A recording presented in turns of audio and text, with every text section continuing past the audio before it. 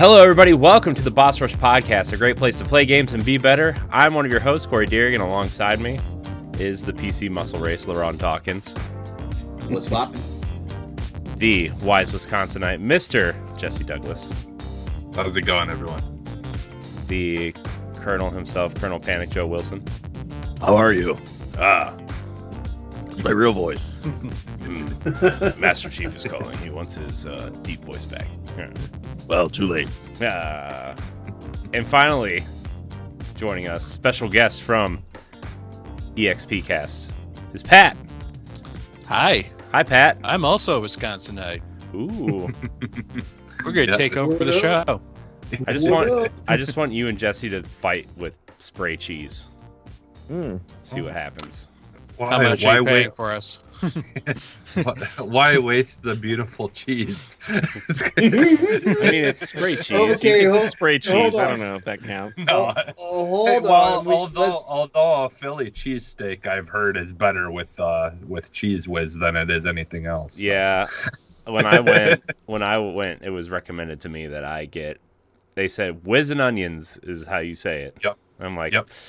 That sounds terrible. But then you eat it and you're like, I should just be eating this on the toilet because I'm feeling it going right through me right now. All that grease and that fake cheese and it was good. It was good. I'm just saying. I love a good Philly cheesesteak, and I actually I had one for the first time like last year. Like a real Wait, Philly cheesesteak? Yeah, Wait. yeah. I was about to say, you're new to this? It happens. I just never tried it. Yeah. Now, These get a shows real are- Philly cheesesteak is at Philly. Yeah. Yep. It's like it's like the equivalent of going to New York and getting pizza. Like, it's just the best. It's the best. Yeah. It's the best. By the way, speaking of pizza, Pat, we're going to get to you in a minute. But speaking of pizza, ever since we went to New York, I have not had pizza that is as good as New York pizza until there's a place by my house called Mr. G's, and they have New York style pizza that tastes almost identical to New York pizza. And I'm like, thank Jesus Christ, except it costs like $20 a pizza. Oh, Yikes. That's actually weird because we used to have a place literally called Mr. G's, and it was a pizza place, and yeah, their pizzas were super expensive, but it closed a couple of years ago and just like disappeared from.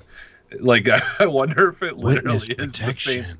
What is their logo? Like, what is their logo? It's just like this weird cursive writing. Okay. Because ours like almost looked like the Green Bay Packers symbol, but it was red instead of green. Yeah, it's not that. And it's then green. It's it's green cursive writing. It literally just says Mr. G's Pizzeria.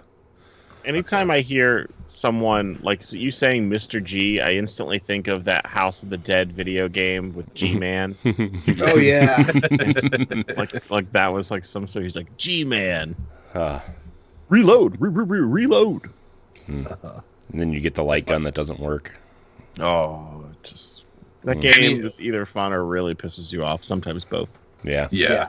Yeah. But still, like if I could pick a arcade game I'd love to have in my house, it would be like a Time Crisis or something like one of those kind of games like that. I'd love to have one of those, especially now just because you can't do it on new TVs anymore. Yeah. Like you literally have to get like for me, the kids their first games was playing Duck Hunt, on a CRT. Yeah. And I mean, there's literally that's the only way you can do it now. I mean, there's literally a light gun modding scene out there where they actually mod light guns to work on modern TVs, and it's kind of fascinating if you look it up. I actually heard it on Giant Bomb a couple weeks ago. They were talking about it, and I went in and looked at it. I'm like, man, this is fascinating and way too smart for me to be looking at because I don't know what's happening. There's a lot of soldering and taking things apart and putting it back together, and no, I need my things built and ready to go when I get it. I'm like, I'm stupid. Yeah, that's why I don't have a PC. basically now you just have to have VR for something like that. But if I could pick one arcade game, I would probably get that old school Atari Star Wars game. Ooh, the Vector one? The Vector one. Because, like, that display, to this day, because I played it 2 years ago, like, on a Vector display, it is so good looking. It is so crisp. That's something you can't experience, like, anywhere else other than, like, the arcade. Yeah. They don't... Ah, man. I guess an OLED would be the closest thing, but I don't even think an OLED is, like, that bright. Yeah. The new Tomb Raider one and the Halo one that are at Dave & Buster's, those are freaking amazing, too. Man, like, the Tomb Raider one looks awesome. The Halo one is fun. I wish it was more fun. Yeah. But it is fun. Yeah. I wish it was more fun. I wish it was more fun. Like, official review from Joe. I wish it was more fun. I like it because if it wasn't Halo, I would be like, this is dumb. Yeah. Well, that's how good it is. It's essentially the Jurassic Park one, but it's I do like the Jurassic Park one. Yeah, that's but a again, good one. Yeah. If you remove the Jurassic Park from it, I don't give a shit. Okay, so now that we're done with that, Pat. Hi. You are part of the EXPcast. You want to tell everybody about that real quick before we get into some other things here? Sure. I am one of the co-hosts of the EXPcast. It is coincidentally a podcast that talks about video games and other random shit. There's not enough of those out there. Yeah. You know what? The world needs more video game podcasts. They're just fun. Yeah. Well, and honestly, it's you guys have a lot of fun. I've been listening lately, and I think that's the thing, though. Like, it doesn't matter how many of a podcasts are out there. It's all about the personality, honestly, that people come. It's amazing. There's 4 of us, and we all play something different. So, like, it just fits. Like, I'm the RPG guy. Stoy's action. Josh is retro. Dan plays the weirdest shit that you never thought to ever play. It's great. He seems like he plays like the semi-pornographic visual novels that are always on sale on Switch. Actually, that's Stoy. Oh, well, maybe they play together. Maybe like, oh, who did you pick? Did you pick this creepy teenage girl that doesn't have her clothes on? No, I picked this other one. Dan's a big Senran Kagura fan. Yeah. Good thing they got that what's with the bottom of the underwear showing all the time? Does anyone ever explain that? Just a little bit. It's just like a strip of white. It's a tease, look at that. Joe. And that exotic. Yes. What was that game? What was that game that Vita game that literally came with a pair of girls' underwear to clean your screen?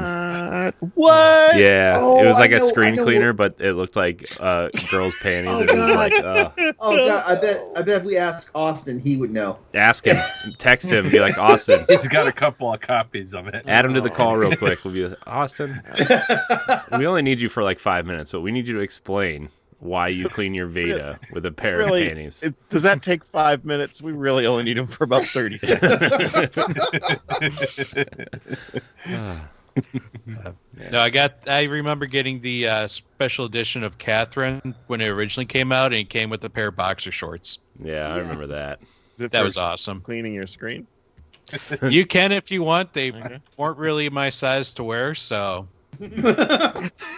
Too big or too small? Too small. Okay. I'm a big boy. I mean, like, normally, though, when they give stuff away, they're like, what size? They'd be like, I don't know, like, as big as they can make. Yeah, the one size fits all.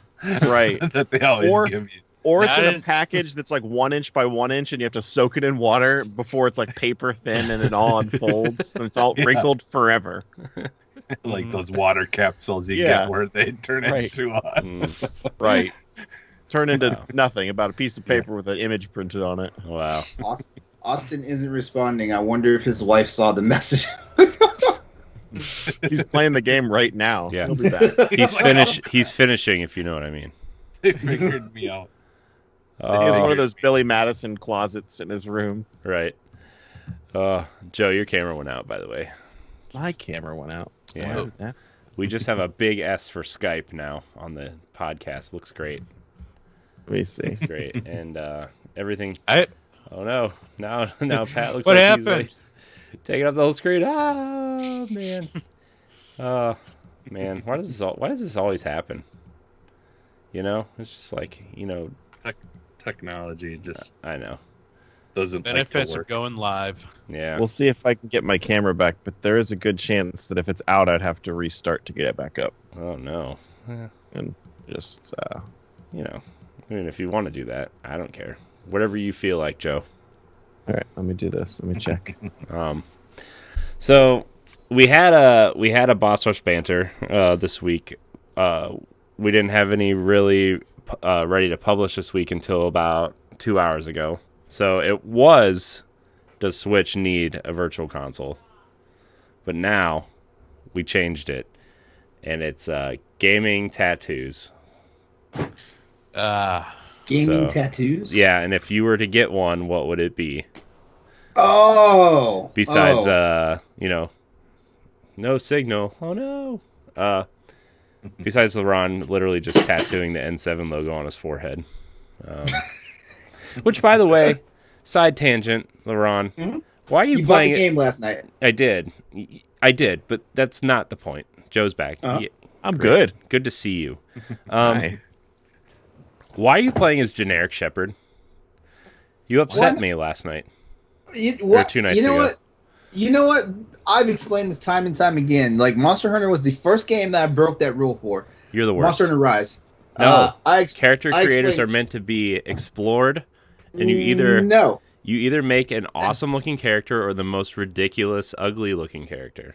Actually, no. I take that back. Cyberpunk was the first game that I broke that rule on because I am all about default character. Let's get into the game. I want to play the game, not sitting here and like figure out penis size and whether the guy Why, you should just have like picked the the biggest hairiest. I did. Like, How's the grooming down under? Did you Well, pick like the little the kitty hit- cat? I was just about to say it has the hairiest body like known to existence I and whatnot. had a little heart. I'm waiting Yes. for the like app companion that lets me just take a picture of me and then be like, it like creates one as close Yeah. to me as possible with the Facsimile, settings. yeah. That would be awesome. That's the other thing too. Like I don't know. Like I'm not a generic looking person, so I can't ever make somebody a game character look like myself. And I'm also one of those weird people that depending on what time of day, I'll walk past myself in the mirror and be like, I am fucking ugly. Well, you cover up all the mirror like with sheets. Or you like fucking live in Grey Gardens or some sort of mansion that's got water running through the middle of it. Now, Are you?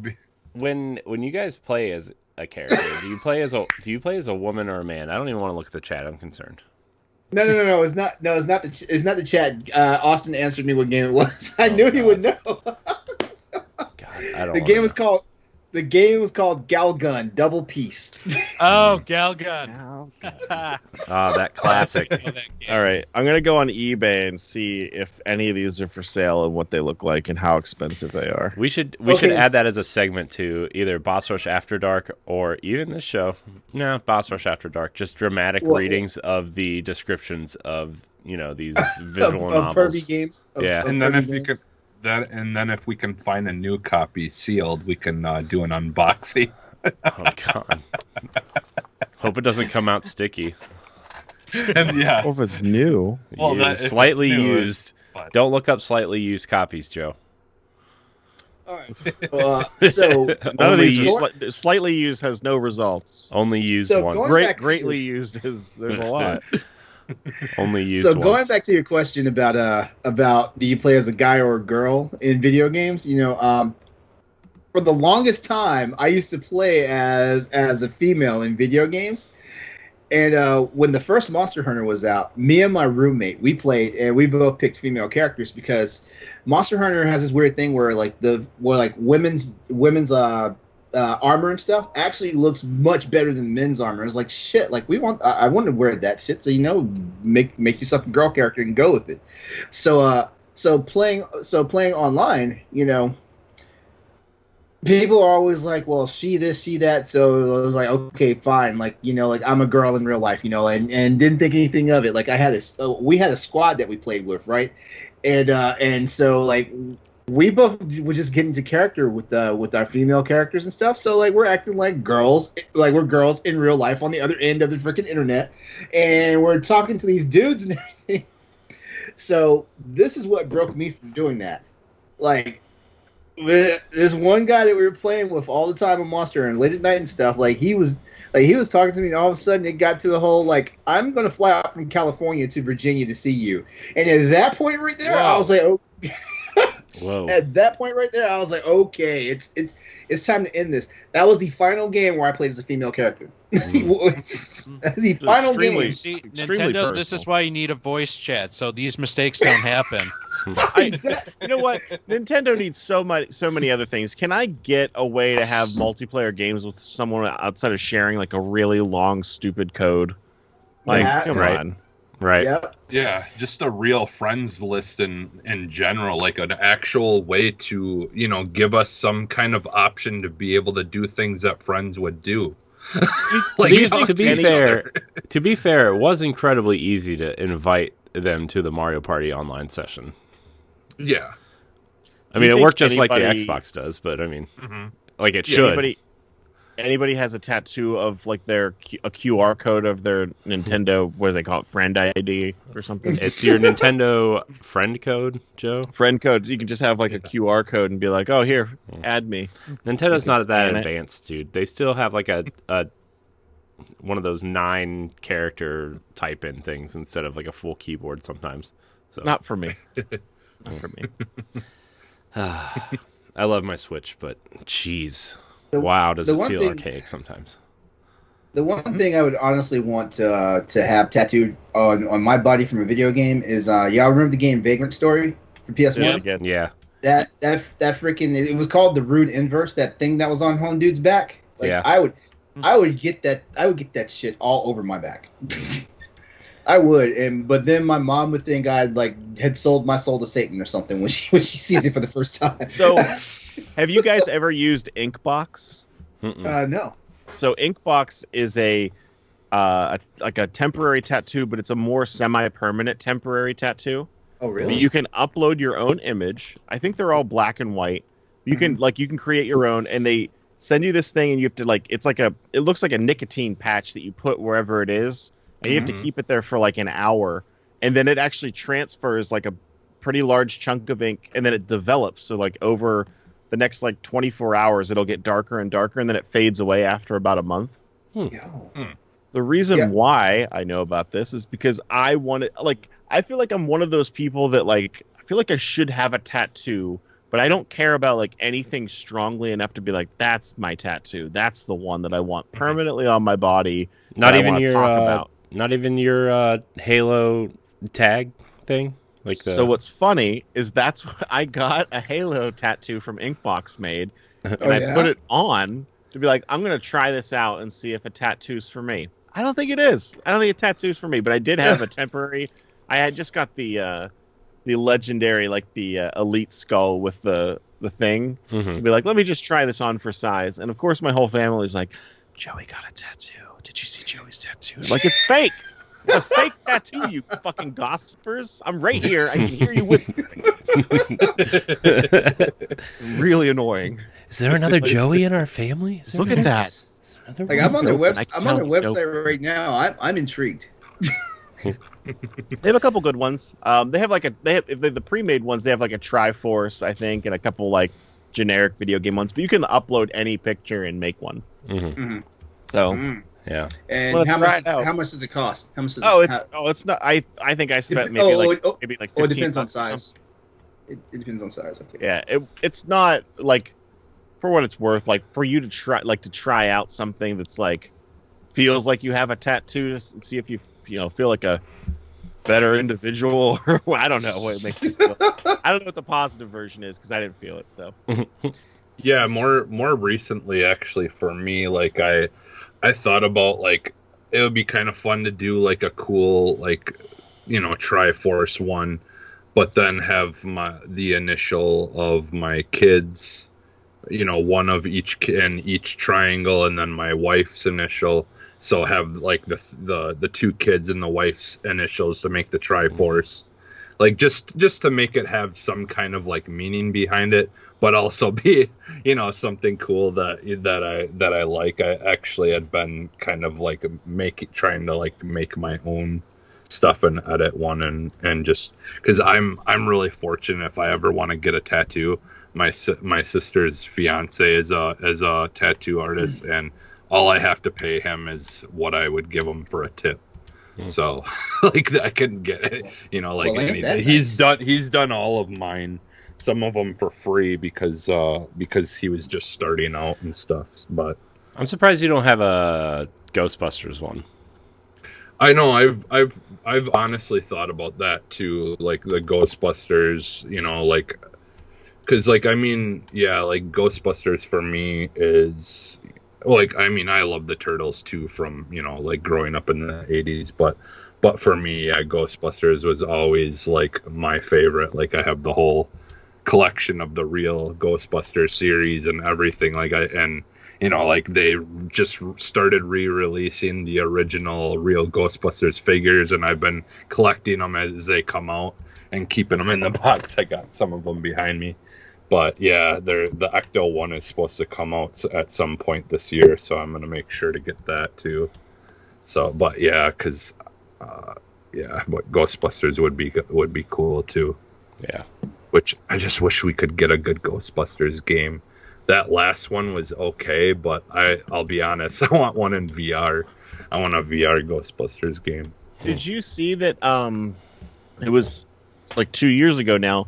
But there was a Ghostbusters pop-up thing that was happening with VR, where it was like one of those augmented spaces where you would wear the VR headset in the backpack, but you would like actually walk through a physical space. Oh yeah, it was like it was almost like those roller coasters that you put the VR headset on, but it was like an escape room almost. Right. Yeah, I had heard.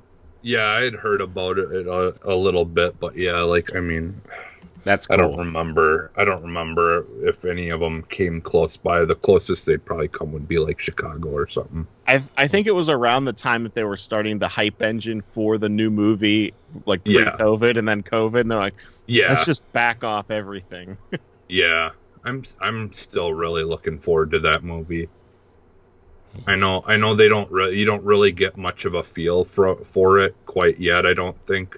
From some of the trailers we've got, but I don't know. I think it's going to be a lot of fun. I'm just glad that it's kind of based around the originals.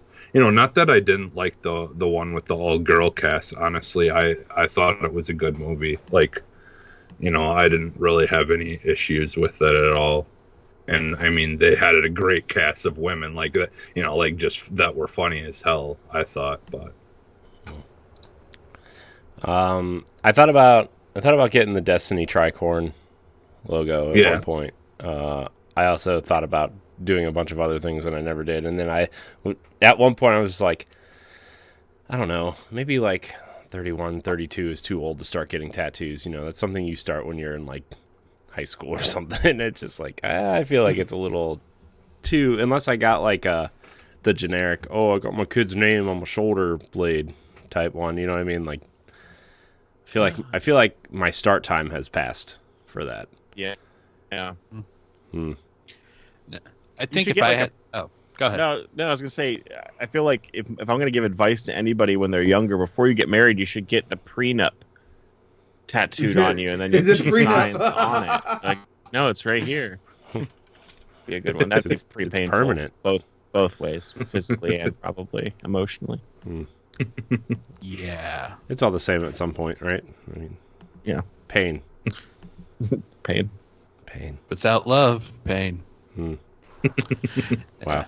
As much as I would love to have like the Yakuza tattoo from like, Yakuza, that would, I obviously would probably get my ass kicked if someone ever saw that. But I would get the lion head symbol from Final Fantasy VIII. Oh, okay, yeah. That is pretty cool. Yeah. Yeah, that's a cool. Yeah, that's. At first, I thought you were going to say, I just have this extreme love for Fable, and I'm going to get the lion head logo. You know what? I want Peter's face, Yeah, Peter Molyneux. I want his round, bald, right down English in my lower face. back. Oh. Yeah. That's how much I love it. Hmm. No. I just think it'd be cool. It looks nice, and Squall was actually a pretty fun character. Like, he came off as one of those people who just didn't want to care, but you knew deep down he cared. He had a solid gold heart. He was the handsomest boy in the room. Oh yeah. So, anybody else got any other fun answers for that? I mean, obviously, I've thought about like even just like the Xbox logo like kind of thing too, but yeah, that I just couldn't really do that. Oh, I Although like I have a monster logo, so like I mean, you should now get a logo from every failed console and then just have it like scratched off. Oh, Like a Dreamcast logo. Whoa, that wasn't Sega a failure. Saturn That was logo. Sega just Saturn. that was just short-lived Yeah. fun. 3DO. It's like I'm gonna get it right sometime. the Jaguar. Jaguar. And the Stadia. Oh, Yeah. Wow. Oh, yeah. Oh, that should be the last one. That's the one that's not crossed Yeah. off as Google Stadia. They're like, Yeah. I'm all in. and then Here we go. yeah. What's that Amazon one that they're doing too? Luna. Yeah. I know because they sent me a kit. I have a controller Is somewhere. Never. I got an email reminder like, "Hey, just so you know, we got that free thing going on for you if you want to ever try it." I'm like, Wait maybe, a minute. maybe. Does that mean I have to tattoo the Soldier Boy console on me too? Yep. Yeah. All of them. And the Ouya. well. Hmm. You could look at that two ways. It could be like you have really bad judgment at what good consoles are, or it's like your hit list, being like this one's gonna be wiped out, and then you cross it off when it's done. I'm Wow. the personal reason this one Right. failed. Right. Jesus I did it. Christ. Oh my gosh. Okay, before we get any further down that rabbit hole, this is the Boss Rush Podcast, the flagship show of the Boss Rush Network, where each and every week we get together with our friends from around the internet to talk about video games and everything we love about them. You can catch the show live on twitch.tv/Boss Rush Games Live on Sunday nights now, or the next day on podcast, Apple Podcasts, Spotify, and other apps, as well as our YouTube channel. Please leave a nice 5-star review and a nice comment on iTunes if you listen there. It'd be real nice of you. If you're thinking about leaving anything else, just don't. Just move on. You can email the show at bossrushnetwork@gmail.com and follow us on Twitter at bossrushnetwork. Join our Discord and our Facebook group to join our awesome communities, and check out our network where we have a bunch of other friends that do cool stuff on the internet. So, yeah. Anyways, it's time to start with Greg Osterman's question, as we always do. He tagged 3 emails in this, just in case we didn't get it. He wants to make sure we answer his food question. I know. I know. I'm proud of him. He should just come on. Like, if we ever have a food show, he should just host. Let's be honest. He can be the moderator. You Yeah. should have like a virtual cooking competition. Yeah. Like you have to like No, because then Logan's gonna bring banana peels and brownies and Kool-Aid and we look. He posted something the other day where Jello with pickles in it. yeah. Hmm. No. Yeah. Well, they were talking about on their show about like whether cereal was a soup. Yeah. Oh, And- we've done that before. Yeah, that Yeah. comes up on a show that I listen to quite often, and I'm just like, no, it's Oh, not a does it? soup. It's Yeah, cereal. What? It's its I own said category. I said, when are you guys gonna make cream of Fruity Loops? Oh. Why did can you we go move there? on now? Yeah. Let's not even ask the food question. I'm sorry. You just broke the show. I'm sorry. Oh, he says, "Hey bosses, let me say that I hope you all had a great weekend. The shows are the highlight of my week, and I'll always be a fan. Another food for thought question for you: what is your favorite thing to actually cook? How fancy do you get? Thanks for all you do, Greg." Thanks, Greg. We appreciate your food questions. We appreciate you as a human being, I think, unless you're like a secret serial killer, then... Well, I think I mean, that's I the appreciate stream the of Fruity questions. Loops did. Yeah. To be fair, I enjoyed Dexter, so... yeah. Till the last season. That was bad. It's coming back. From what I heard, just the last episode was No, the whole last season's just... Oh, yeah. is it? Anyways, food. Who likes to cook food here? I do. I do. I do. Tell me, Joe. Every Friday, I make a pizza.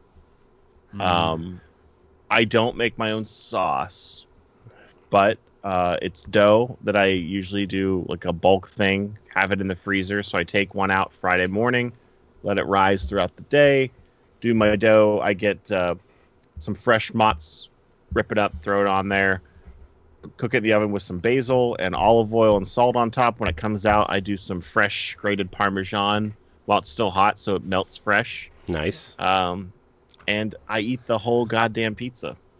That's fair.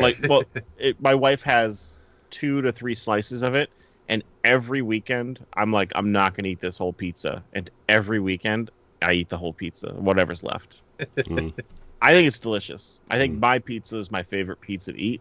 And I don't know if that's like arrogant or not. I'm kind of proud that like, oh, my favorite pizza is my pizza. I mean, that's good though, right? Like, it means you make good pizza because there's a lot of decent pizza places around everywhere, right? So. Right. And I've had like several favorite like local pizza places, and then as soon as I make mine, like now when I get pizza out, I'm like, yeah, it's still kind of, if I would like make one, I would rather eat my pizza. So, but I think part of that though too is like when you go to a pizza place, you're telling them what you want on it, and instead you're going to kind of get to control like what how good the product is. But like now, do you have like an actual basil plant then? Like, do you have a basil, or do you just get it like fresh and then? I buy like the packets of it, like the clamshell basil, where you get like a group of it. I've tried to have a basil plant. I kill it every time, or it flowers. Ooh. Okay. So either way, I ruin it. I either take too good of care of it, or I murder it. Yeah. Yeah, because one of my mom's cousins had one, and we made our own pizza, and then you just go outside and pick it off the right off. And like honestly though, like pizza with fresh basil on it, there's nothing better than putting fresh basil on it.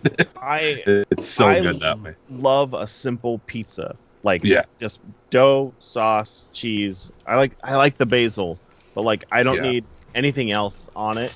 And I used to be someone that there's this place nearby called, I always remember the name because I think of Arnold Schwarzenegger in Twins. It's Vincent's. It's Vincent's Pizza. Vincent, my brother. Anyway, and they put so much shit on top of the pizza that it doesn't fit in a box. They have to cover it with like, they don't use saran wrap or plastic wrap. They use parchment paper, and they staple it to the top. Oh yeah. Because it's so like you'll get like if you get like the meat lover pizza there, it's like $40 because it's like seriously 2 inches full of meat. And it's just like it's not pizza. You made a flat hoagie. I mean, I gotta tell you, the last couple times we've gotten pizza, I've just gotten a plain cheese pizza, which I haven't eaten since I was like 12, because and I was just like, man, cheese pizza just sounds just fine. We went to Domino's. I got a cheese pizza, and I ate almost the whole thing in one sitting. A good cheese pizza is phenomenal. Look, I like a good pepperoni pizza also, but if you're judging a place for their pizza, get a plain cheese pizza. And that, like, if it's good, their pizza's good. Doesn't matter what other toppings you put on it; those are like additional things. Mm-hmm. Plain cheese pizza is where it's at. Yeah. Mm-hmm. Yeah. Oh. Who else likes to cook? Well, I can go. So for me, my my wife always jokes that the reason she married me is because of my lasagna. So like I'll make that a lot of the times and enjoy that because it's there's a bit that goes into it. I mean that you're doing a lot of having to watch things so they don't like the noodles don't get too well done or like a lot of times I cheat and I leave my noodles in water so they don't get the chance to stick together. Jesse, hey Jesse, pro tip, you don't have to boil your noodles. I know, but I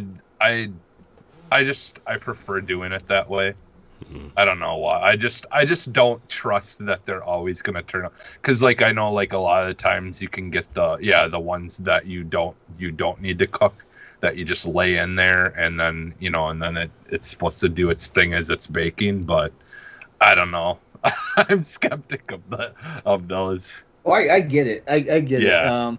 I get it. And I like having the noodles as large as they're pretty much going to be. So when I layer it and put it together, I know how it's going to be when it's done, and not like possibly all mixing and stuff before the noodle expands. Like like that's. But again, that's just me. With it, I just like knowing what it's gonna look like when it's done or ready, kind of.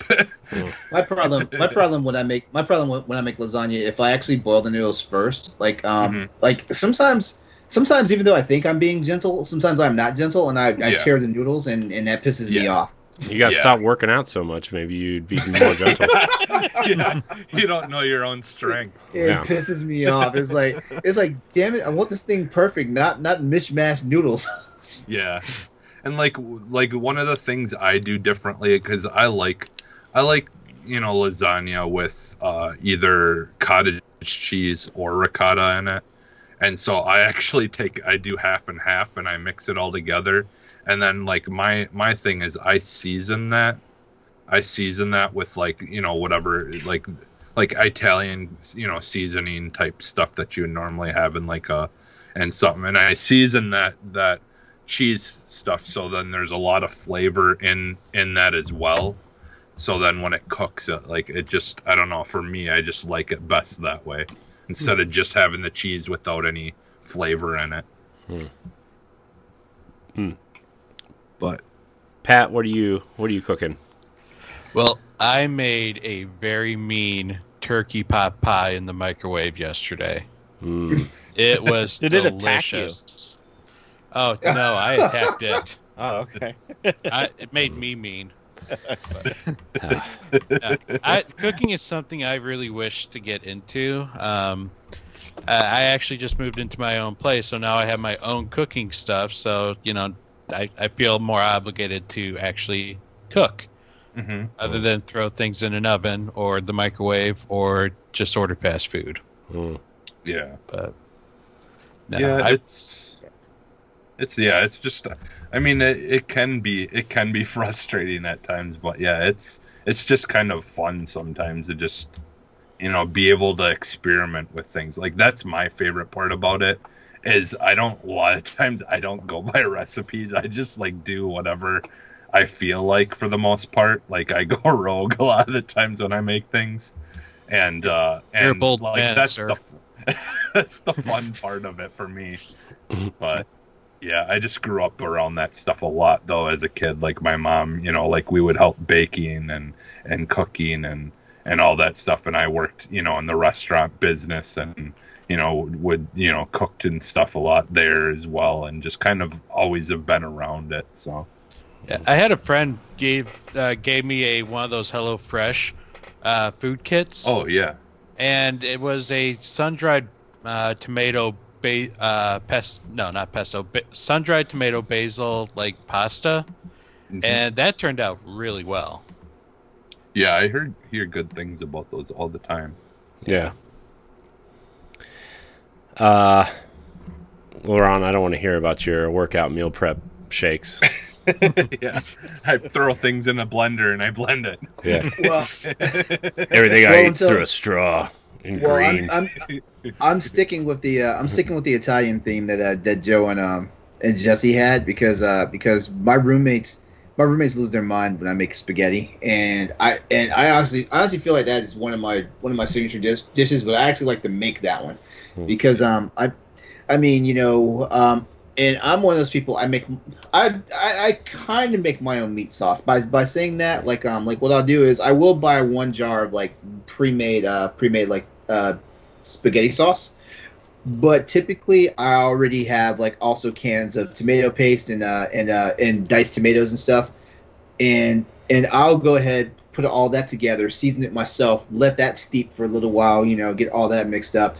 And then while that's going on, of course, the ground beef is getting done for the actual meat base of the sauce. Mm-hmm. And then I can go one of two ways if I'm feeling really fancy. If I want to do meatballs, then I'll just I'll go ahead and do like the regular ground beef meatballs and stuff like that. But sometimes I'm lazy, so what I will do is I'll go out and buy a pack of Italian sausage, and what I'll do is I will chop those up so that they're the meatball size. And then I'll sear those in the pan for a few minutes, and then when everything's going into the pot, while the before the process for doing the noodles, the sausage goes in, and all that stuff like basically does its thing. And the cool thing about it is like that whole process. You know, some people's like, oh, spaghetti, the sauce isn't ready unless you do it overnight. Nah, my spaghetti sauce is ready in like an hour, maybe an hour and a half and stuff like that, and no one's ever said anything about the sauce. The sauce is never too runny, you know, because you know sometimes you get like a really watery sauce. It's never runny. It's never been ultra thick, and it will actually like stain the noodles. Like when you actually put it in, that's how you know you have good spaghetti sauce, when it actually will stain the noodles immediately. You know, versus the noodles have like a little bit of coloring, but you know, it looks like the sauce just rolled off of it. Yeah. So that's my thing. As a matter of fact, I usually like warn my roommates like a week ahead of time, like, hey, I'm making spaghetti next week, and they usually cancel all their plans when they know it's spaghetti night. There's like a call network that goes through and be like, I can't, he's making spaghetti. I gotta call off work. Spaghetti night. I gotta have stains. I'm sorry, Taco Tuesday. It's good. No, we'll call it Spaghetti Thursdays. How about that? We'll do Spaghetti Thursdays now. Yeah. Wow. Yeah. I miss those nights. That's what it'd be. I made tacos tonight. Does that count? What's in your taco? Oh, it was just ground beef and cheese and some salsa I found at Aldi. That was really good. Sounds like Look, for somebody who worked and managed a restaurant kitchen for, you know, better half of a decade. It was cooking sucks. I hate cooking, but that's just me. I'm salsa. I don't know. It's like it's called like Aldi Verde or something. It's like really generic Aldi salsa. I mean, we go to Aldi's, but we get the pineapple salsa. Yeah. I can go get it for you if you want and show you. Doesn't matter. I mean, it's up. You knew it off the top of your head. You don't have to run and go get it. Yeah, there's a green one and then there's a red one. Green is mild. So we get ours it's yellow. I'm very familiar with Aldi. We just went there this morning. I went yesterday. It was fun. Yesterday morning. We had the same weekend. We did. Did you resurface your garage? No. We ruined it. We put stuff in the garage. Does that count? I spent time in my garage this weekend. All right, yeah, that'll count. Man, but yeah. Anyways, food, it's good. I'm one of those people that would rather just go buy food than just cook it at home because I like processed garbage and that gives me cancer and whatever else it's gonna, do to my body. Everything's gonna kill us. Yeah, let's be fair. I think for me, the disadvantage of cooking is that it mostly takes longer than it does to eat it. So yeah, it's that time portion. Yeah. And nobody likes having to do a whole crap load of dishes after you're done. Yeah. Like that. But I mean, that's why you wash the dishes as you cook, though. That's exactly. Yeah. But speaking of cooking, what's cooking in your guys' consoles? Anybody playing anything fun? Not fun? I've been playing The Last Guardian on my PS4 Pro. Oh yes, Ed's favorite PlayStation franchise, The Last Guardian. Yep. Have to poke fun at Ed every time he's not here. I like that game quite a bit, but I do see where everyone's complaining about the controls really being bad in that game. Oh yeah, it's a PS2 game. They definitely are really bad controls, but I do like the way things look in it, and I do like the the whole relationship and the story that's going on in it so far. I mean, I'm enjoying it, but yeah, it's just I just hate the whole when games do that, where if you run and you bump into something, you fall over. And there's a lot of things to bump into when you're running around in that game. So that part does really get irritating. Mm-hmm. You did not like Death Stranding, did you? I didn't even give. Yeah, I mean, I just got my PS4 about a week or two ago. So, but no, I never was interested in that game at all from the start. Death Stranding, it's one of those games I probably never will try. You don't want to. You don't want to trek across America delivering packages, building bridges to reconnect society with a man named Bridges. Yeah, no, I just Sam Porter. Bridges. If you were delivering packages as the dude, then yeah. This is what happens, Larry.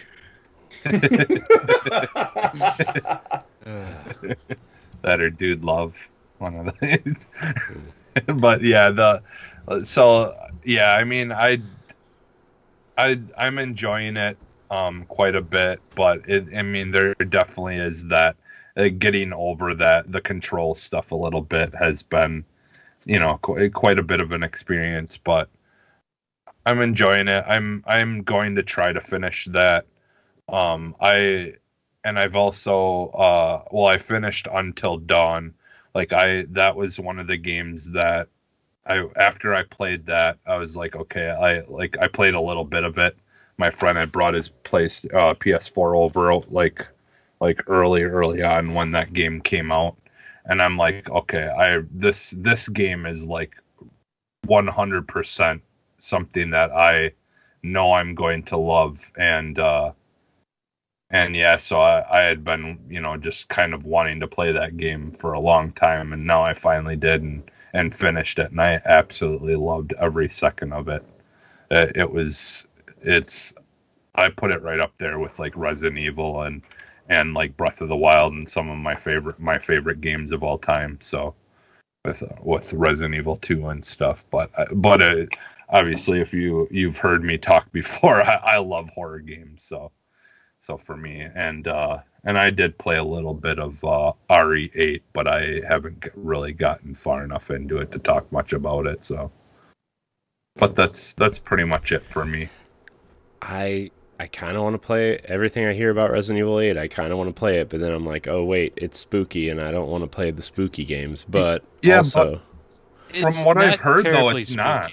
Yeah. Yeah, I'm hearing it's more actiony. But I feel like I have to play 7 to play 8. Yeah, that is true. That's why I'm not playing 8 right now. I haven't played 7. Well, they do, Corey, if you really want to get the story of 7, they do this is what happened previously, and they break down what happened in 7 and 8. You can watch that. Yeah, and that's not good. Well, no.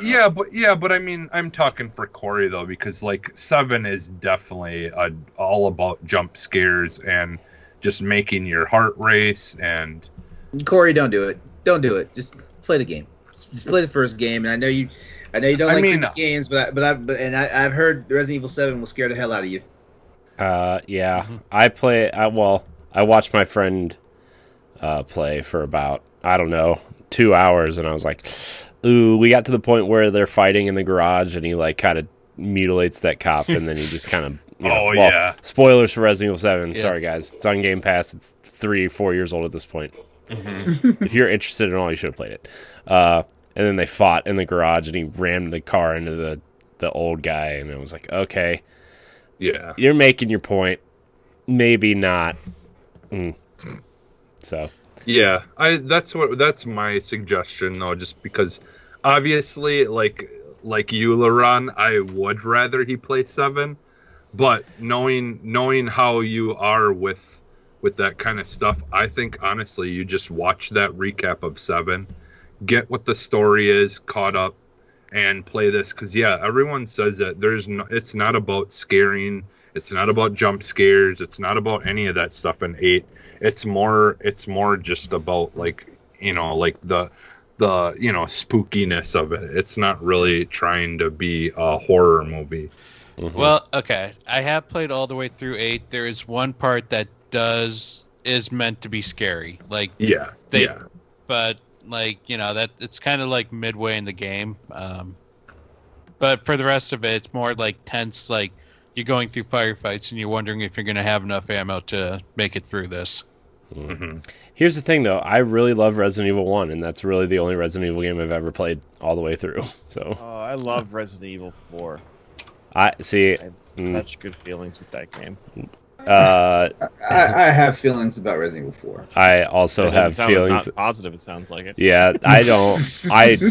I don't really care for Resident Evil 4. I tried. Oh, I like. But also, I didn't. Like, but also, I didn't try to play story, it. But I hated the controls. I also didn't try to play it until after like Gears came out, and then like that dual stick, like it doesn't have the dual stick shooting stuff, and it's just like, oh my gosh, I'm gonna cry.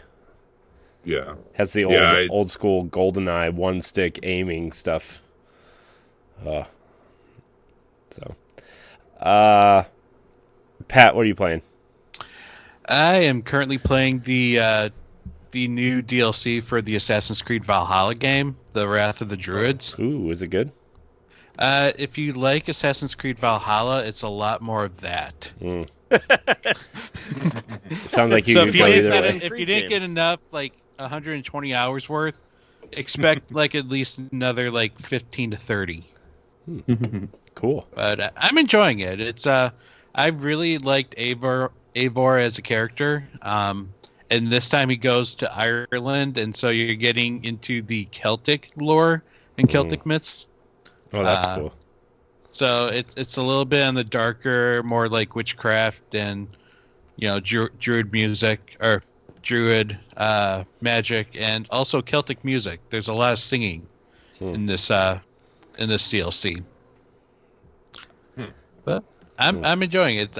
I'm absolutely love the Assassin's Creed series. So see, I liked Origins, but I had issues with it. I love Odyssey, and I've tried to play Valhalla so many times, and I don't know what it is. It's just not doing it for me. I think if you liked Origins, you'll love Odyssey, you'll love Valhalla, but if you loved Odyssey, Origins is going to be a little bit different of a thing for you. I don't know. But yeah, that's very interesting. It might be because of the fact that it encourages you to keep coming back to your settlement. Could that be it? I don't know. I didn't get that far, honestly. Oh, okay. I've probably played about 3 hours of it. Like I played the opening of that game 3 times. I don't know. I'm still gonna go back to it at some point because I like that series and I want to see it through. But I don't know. I keep getting sucked back into Destiny, and Outriders is sucking up some time, and Mass Effect just came out, and I will say Valhalla is an absolutely crappy Assassin's game, but it's a great game overall. Yeah, I think that's like the general consensus about this iteration of the series, right? Those last 3, like they're really terrible Assassin's Creed games, but they're great open world RPGs. Yep, I love it. So, Give me that checklist. I love checking things off. oh, boy, do they have? I got a to-do list for you if you want to come over. It's literally on my fridge right now. Does it involve assassinating people and We finding can pretend it treasure? does. I mean, we can just pretend Ooh. it's the next version of Assassin's Creed. It's just a really bad Assassin's Creed game. You can assassinate. You can assassinate that carpet with this vacuum cleaner. You can assassinate my lawn. You can assassinate my gutters. At least the junk in the gutters. Mm. Speaking of gutters, there's critters that live in our gutters, and I've tried to get them out like 4 times now, and now they've moved into the other side, and yeah.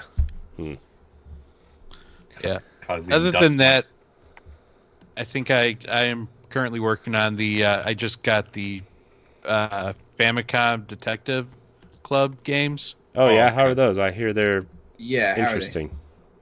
The controls are kind of rough, and like it is a 30-year-old game, and so you're going to be asking the same questions over and over again just to get it to move to whatever you're supposed to do next. Because either you have to ask it multiple times, or you have to ask something and then go back and ask about another item on the list. But in terms of story, it's actually really good. And the animations are pretty good too, and fun music. So overall, it's a decent game if you like visual novels. Cool. Mm-hmm. Joe, Halo, Destiny. Yeah. I mean, I've been playing a lot of Destiny. Raid coming up this coming weekend, so real soon. Looking to do Vault of Glass again, which is exciting. It is exciting. And Halo 5, its anniversary throwback this weekend, which is my favorite game mode in Halo 5. Have you guys played that at all? Or no? Yeah. Big Halo 5 fans, everyone. No, I mean, What's Halo?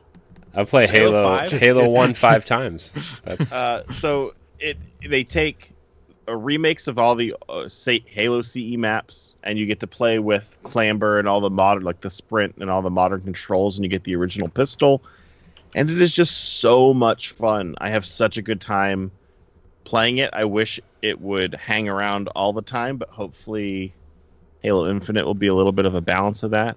I don't know. I mean, I've played a couple other things, but those have taken up the bulk of my week. Destiny's probably going to be a major grind for me for the next, I don't know, until Infinite comes out till November. Are you up to light level in Destiny or power level or whatever it's called? Yeah, now? I'm my light level right now in Destiny is 1316. So yeah, I mean, for Vault of Glass, it's going to be 1300. Yeah. So I'm already at cap for right now. It's just basically playing through the story beats, the seasonal challenges, and making sure I have a good build available. And that's about it. I haven't really played. I'm trying to think what other game. I mean, I've played some more Returnal, which is a fun game. It's a good game. It's just I don't know. I get to the point where it's exciting to make it a little bit farther, and then you die, and then you're like, oh shit! Well, now I have to start over again. I will say that it gets more forgiving. I made it to the end of the second level yesterday, I think afternoon at some point, and they give you more opportunities to. If you're not familiar with the game, there's a little astronaut figurine you can pick up, which basically gives you a life, so you can die, and then you stay in the same spot and have all your same gear. You get another chance, and they give you more opportunities to get those the further you make it down into the game. So, but when you're playing with I don't know how much of it's me and how much of it I just feel like I need to blame my kids for being a shitty gamer. You know what I mean? My daughter will come over. She's like, "Dad, look at this." I'm like, "I lost. It's your fault, not mine. I didn't lose. You lost for me." And she's like, "I'm gonna go play with Peppa now." I'm like, "Yeah, that makes sense." But I don't know. Nothing. Same old shit. I'm a one-trick pony with games for the most part. I want to play Resident Evil. I like Resident Evil. I never played 7, but like I want to play it, but it's just like, I can just play Destiny. Yeah. I already have it. Mm-hmm. Yeah, I feel that way sometimes. We're like, I want to play these other games, but I feel like I don't have enough time to get into these other games, and I'm really into the comfort food of the comfort food games, and it's like, well, guess I'll go grind some Destiny stuff. Guess I'll go do these gunsmith bounties for the 47th time this week, and run a strike or two, because Sometimes my brain is just like full enough. Like I don't want any new information, but I want to play a game, and I just want to go on I want to go on a little hamster wheel for a little bit. Right? Mm-hmm. Yeah. Yeah. Nice. A lot of the times I just flat out a lot of the times have times where just games in general just don't sound good. Like I just want to sit and in the comfort of my couch and just watch a nice show or something and just relax, and just not have to think about anything really. Yeah, during my whole break when I took off when my kid was born, I just kind of didn't play any games. I watched the South Park vaccination specials. Yeah, and I need to watch that. It took me 3 nights to watch the Justice League Snyder cut, which was probably a waste of 4 hours. That one is 3 nights long, though, right? Yeah, it's it's 4 It's and like a a half. 72-hour cut. God, it was bad. By the way, I loved it. I loved it. I loved it. I haven't seen it because I swear, like the DC movies have just been so wholly disappointing. And the crazy part is the ones that I like, nobody else liked. Like I love Suicide Squad. Nobody liked it. I was like, what are they doing in this movie? Like I felt like an hour and 15 minutes of that movie was set up, and then the last 20 minutes was like, oh, we're gonna shoot the crazy lady, and it just ends. Yeah, and then it just ends. I'm like, Well, yeah, by the way, I though, didn't mind that movie just because I know the like comic stuff. Like I know the whole concept of that, of what it is, way before this movie came out. So, but I mean, so it didn't really confuse me at all. But the casting was good. Like I thought the casting was fun. Yeah. But man, James Gunn's Suicide Squad's going to be good. Like it is. Like there's very little doubt in my mind that it's going to be bad. DC just doesn't know what they are or what kind of movie they want to make. And that's, I feel like, their problem is that they don't, like, are they dark? Or are they kind of like lighthearted and funny? Or is it kind of like a dark humor where it's both? And at the end of the day, it's like kind of none of them. It's just like like you can tell that they want to compete with Marvel, but they also like here's what it is. It's just like someone that watches these like Marvel movies, and then you get like these directors and these art directors and cinematographers are like, wouldn't it be cool if we made like a darker version of it, like a grittier version of this? And like they all agree, and then they show their screening to the producers, and they're like, this isn't gonna beat the Avengers. We need to make it more Avengery. And then they like go back and they recut it and they put like jokes in, and it's like well, now it's bullshit. It's just like when you mix too many colors and then you just get like that weird muddy brown. It's just like this isn't anything. I can't tell what this is. See, and I completely agree with that, because like as a person who prefers DC comics and DC's characters and everything over Marvel, like any day, like the whole reason is because DC does something comic wise that Marvel for me is just hasn't really done, that gets me as interested. So instead of trying to be like Marvel, you need to try to be like DC in comics. Like they have so many just crazy, amazing comics that they could be basing movies off of that would just be better than anything that we've seen. Here's what the DC actual live movies branch needs to do. They need to take a beat from the DC animated movies. They need to take a beat from them, because I take the DC animated movies much more seriously than I take the DC live action movies. I do. They seem to be more solid, and the crazy part is like those movies aren't even all cohesive. Those animated movies, but they at least try to follow the tone of the comic books. They do. Yeah. You know. Yeah. Whereas these DC movies are just like, what the hell? You know, like some of the stuff is completely random, and I'm the opposite of you, Jesse. Like I'm more of a Marvel fan because like every time I read DC comics and stuff, I'm like, man, y'all, these superheroes are too super. They have like no flaws. They're all of them are like fucking gods. You know, like the only flaw they have is they get in their own way. You know. Yeah. And I'm like, I can't relate to the fact that, you know, Superman is the most powerful being on the planet, and he gets bitched by a rich dude with gadgets. My brain just and you know, I'm sure Bruce Wayne is like smarter than Clark Kent or Kal-El or Superman or whatever you want to call him. So I'm pretty sure Bruce Wayne has a higher intellect than him, but still, the fact that you have a man that sees the entire spectrum of the universe is damn near the fastest person on the planet, and could actually rip the planet in half if he wanted to, and he can't stop Batman. Batman's some crazy dude with money. But that's my thing about it though. Why are we even talking about the DC movies?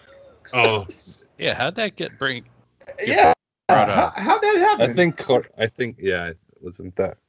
Corey mentioned that he watched the Justice League. That's what it was. Yeah. Okay. Yeah. Okay. And then I made a comment. Is it my turn to go next? Go, on what just we're go playing? with it, man. Yeah. I am currently playing the Mass Effect Legendary Edition. I am enjoying the tweaks and everything they made to Mass Effect 1, but I am also seeing where, despite all the hard work they put into it, there's still some things going on with the game. The Mako still plays like a freaking the Mako no longer plays like a floaty thing. It plays like a rock that can float now, if that makes sense for you guys. Got more weight to it. Yeah, it's got more weight to it. Like it's more firm on the ground. Oh, cool thing about the Mako though is that you no longer are an instant death if you hit lava. Nice. You actually have a chance to get your ass out of lava. I have one question about the Mass Effect thing. Yeah. Is the auto save in Mass Effect 1 better? I want to say yes. The reason why I want to say yes is because I accidentally flubbed on something and immediately had to reload my auto and had to reload my autosave. And it was kind of close to where I was at. Oh, I know what you're asking. Does the autosave like interrupt like your action? Is that what you're asking? No, I'm asking like my biggest problem. So I've played through Mass Effect 1 a lot. We'll just say a lot. It's a big number. More than 10. Okay. And my biggest issue is that, like, I will play the game, and then there'll be the moment where I forget to manually save, and I'm like 90% way through a mission, and then I'll die, and then I start back for where like I'm landing in the Mako, and I'm like, mother. I haven't gotten to a situation with that yet. I will let you know. I will let you know. I know what you're talking about now because that was my biggest headache when I was doing my Mass Effect 4K replay on the PC with the mods. Mm-hmm. That was my biggest gripe, and even the people who were doing the mods were like, yeah, we can't do anything about this autosave thing. Like, just turn it off. But then it's like, you turn it off, then what's the point? Yeah. I mean, you just have to remember to like you basically scum save through the game. Yeah. Or you forget. Anyway, continue. My apologies. Yeah, but no, like I like the improvements that are in Mass Effect 1 right now. Like I'm not super knee deep into the game and everything, but the changes are nice. They're welcome. There's the HUD for Mass Effect 1 is more in line with Mass Effect 2 and 3, meaning that, you know, like you don't have that little sidebar that has your characters' names and stuff with their health gauge and all that stuff. It's more like Mass Effect 2 and 3 where you see your shield layout, you see their statuses on the left and right, and you see what's going on with them. And it's a lot easier to deal with and manage versus like, you know, like, okay, are their shields about to go? Or do I need to worry about using Metagel or Omnigel or whatever? You know, stuff like that. Another another nice. I mentioned this last night, Jesse, when we were on Arsenal X. Is it's just a tweak, but the text for the subtitles in Mass Effect 1 are exactly the same as they are in Mass Effect 2 and 3. What they've done is they tried to make it all cohesive. Like the character models, for example, for the character generator, they're all based off of the templates for 2 and 3 because Mass Effect 1's character model templates were insane. And that's being nice. And things like that. Like I didn't know this until I started seeing the information about the Mass Effect Legendary Edition. Is that there was no how Corey was yelling at me about why am I using default Shep. There was no default Fem Shep until they put a face on her for the cover of Mass Effect 3, and now there's a default for her. So okay. it's interesting, like the stuff they've done to it. It's improved, I'll say that. And I'm playing on the PC, so I don't know, like I can explain like the colors and the textures all day, and everyone's like, well, you're playing on the PC, so but it looks like a whole different animal. At least Mass Effect 1. Like, and I've noticed something. People are streaming the game right now, and they're streaming Mass Effect 3. They didn't even play the first game, first or second game, and I'm trying to figure out why. No, you played the series. You played the entire series. You just played the series.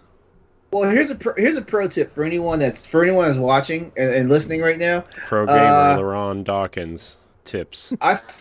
I found out that the galactic readiness thing, in Mass Effect 3, that will overall help the survivability of all the people that are in your fleet and everything. They've tweaked it now to where, like, if you play through Mass Effect 1 and 2, you get a significant bump on your galactic readiness when you start Mass Effect 3. If you start Mass Effect 3 and it doesn't have save information for the first 2 games, you're going to have to do all that work, which means you're going to have to play every side quest, every mission, you're going to have to make sure you don't piss off any individuals, because I'm going to punch that reporter. I am. You're going to have Jessica Chobot? No, not just Chobot. No, it's the one from the first game, like in I gotcha. Yeah, Oh yeah, I'm gonna punch her lights out. I'm gonna punch her lights out in both games. If you don't play through the first 2, you actually have to get a second gen iPad and play through the mobile game. Mm-hmm. Yeah, Infiltrator or whatever. Infiltrator. Yeah. Which kind of is a bummer that game doesn't work anymore. I remember playing it a lot. Yeah, there was actually 2 mobile games. There was like a top-down one too.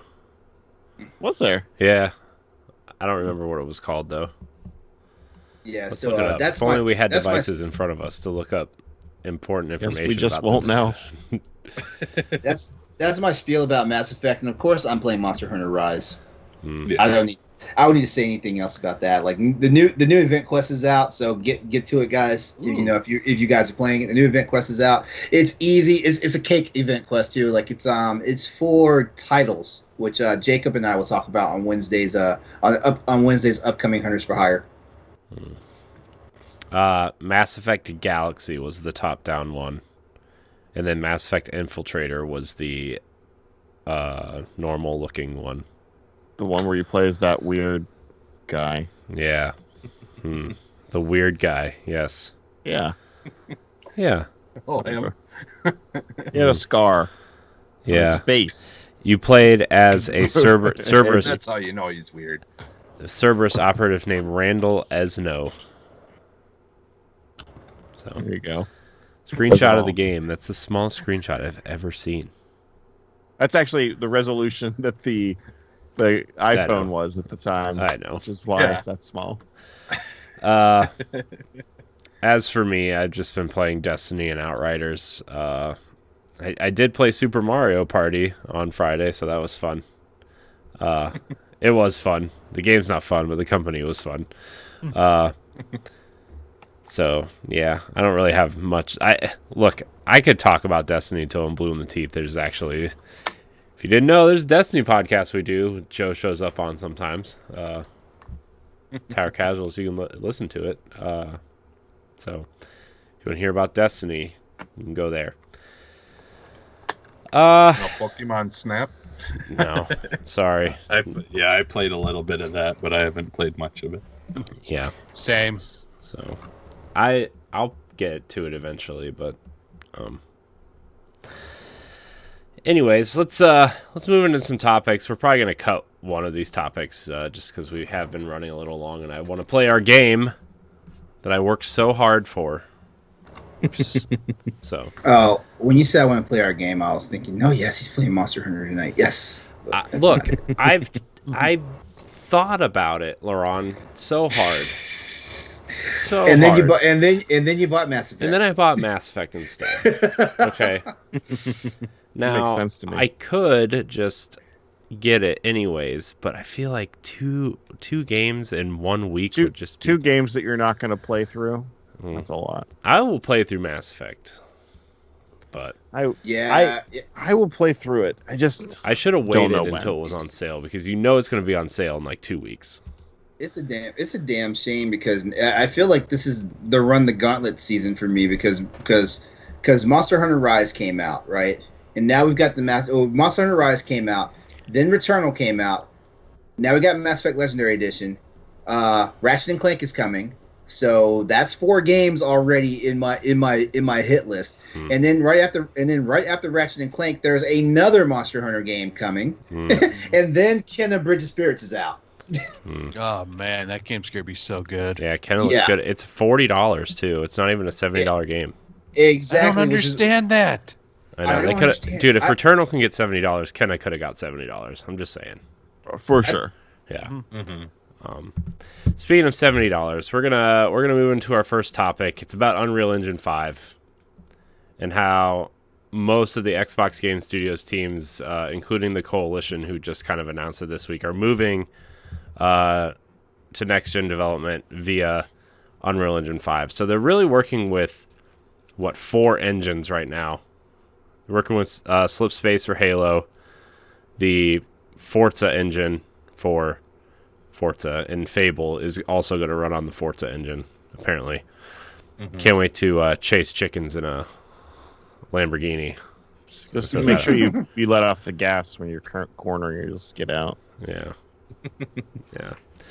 They're working with the whatever their new engine is for Starfield and Elder Scrolls 6 with Bethesda, and they are running on Unreal 5 for the rest of it. Oh, also id Tech for Doom and Wolfenstein. So 5 engines, I guess. But a majority of the teams are going to be working on Unreal 5. The Coalition said that they are working on multiple new projects via Unreal. They have nothing to announce for a while. They said multiple projects. I'm assuming one is Gears 6. I'm assuming one might be Gears Tactics 2. But one of them is not related to Gears whatsoever. So that's really interesting. But I want to kind of talk about how Unreal Engine 5 seems to be becoming the go-to engine for not only games, but for other types of media. Because people who watch The Mandalorian, a lot of those stages were built with Unreal Engine 5. Which I didn't know until after I watched the second season. Which is incredible. Yeah. Yeah. Which also explains why Luke Skywalker's face looked like a video game character. But I digress. Yeah. Joe, you're the film guy here. Mm-hmm. What are your thoughts of Unreal being used in other forms of media? I mean, in all honesty, I like the proof is kind of already out there, right? I mean, the second season of Mandalorian, from someone that hates the overuse of CG in movies, it looks good, right? And the way that they build the stages now with the kind of like the 360-degree screen, it helps a lot of the actors most of the time as far as like knowing what space they're in. It helps give you those cool reflections off armor or visors or windows, so you get that sense that they are in that space. I've seen a lot of Unreal demos where the photorealism on it is good. Like, like I feel like we're at the point where that's a reality, where you can do stuff like that and the computer can make certain decisions without having someone be there. And that's the other thing. So the reason why I don't like CG, early CG, and I think we're getting to the point where we're past kind of like the uncanny valley section of it, and we're getting into the part where it looks good, is because previously things were only in CG if someone told it to be there, right? Yeah. So there was never any happy accidents like you would get on film, like when you actually did something physically. You wouldn't get like that weird. You wouldn't get the thing where in Raiders of the Lost Ark, where when Indiana has the RPG up on the top and that guy has the fly land on him. Like it's like a funny clip that everyone laughs at whenever you see it. It's like, oh, there's the fly. There's like small stuff like that makes it feel real. Yeah. Weren't there. And then when helps when you watch it later, you're like, oh, it doesn't hold up. Like that's the reasons, like your mind kind of detects these things and is able to figure it out. The Mandalorian looks great. These photorealistic tech demos that I'm watching like look really good, and they happen in real time, so they're able to quickly evolve. But also, you have to do it then. You can't do like let me fix it in post and try to like figure it out later because you've already shot some. I'm sure they get some wiggle room. I like it. I think it's a good marriage of kind of classic filmmaking with embracing technology in probably the best possible way. I do think that it's probably what's that Tom Cruise movie where they first started doing stuff like that? Minority Report? No, it's the one where he's dies and over again. No, it's not. It's not the Live, Die, Repeat, Edge of Tomorrow. Mission Impossible. It's the Mummy. It's the one where him and that woman are like the last people on Earth. That one, right? Kind of. Yeah, they live in that dome up top, and then he goes and investigates something. I'm pretty sure Morgan Freeman is in it, oddly enough, because he's in everything. Yeah, Morgan Freeman's in it. It's a white future, so he's wearing like a white suit, and all the guns are white. Cripes. Anyway, I'm looking it up now. They first started doing stuff like that in that movie where they projected like a space in it. It's the movie's like okay, but like it looks good, which is important in a visual medium. It's Oblivion. Oblivion. Thank you. Yeah. Oh, okay. That's a good soundtrack. By the way. Yeah. I don't know. I'm happy with it. I think it's a good thing. I definitely think it's the way that we move forward with these kind of like, obviously the sci-fi futures and all these crazy movies aren't going anywhere, and it helps ground them a lot. I like it. I'm happy with it. 2 enthusiastic thumbs up. Yeah, I mean, and I mean, this is kind of going back to games, but I think, like, I don't know if any of you guys have really been watching the diaries for Ninja Theory.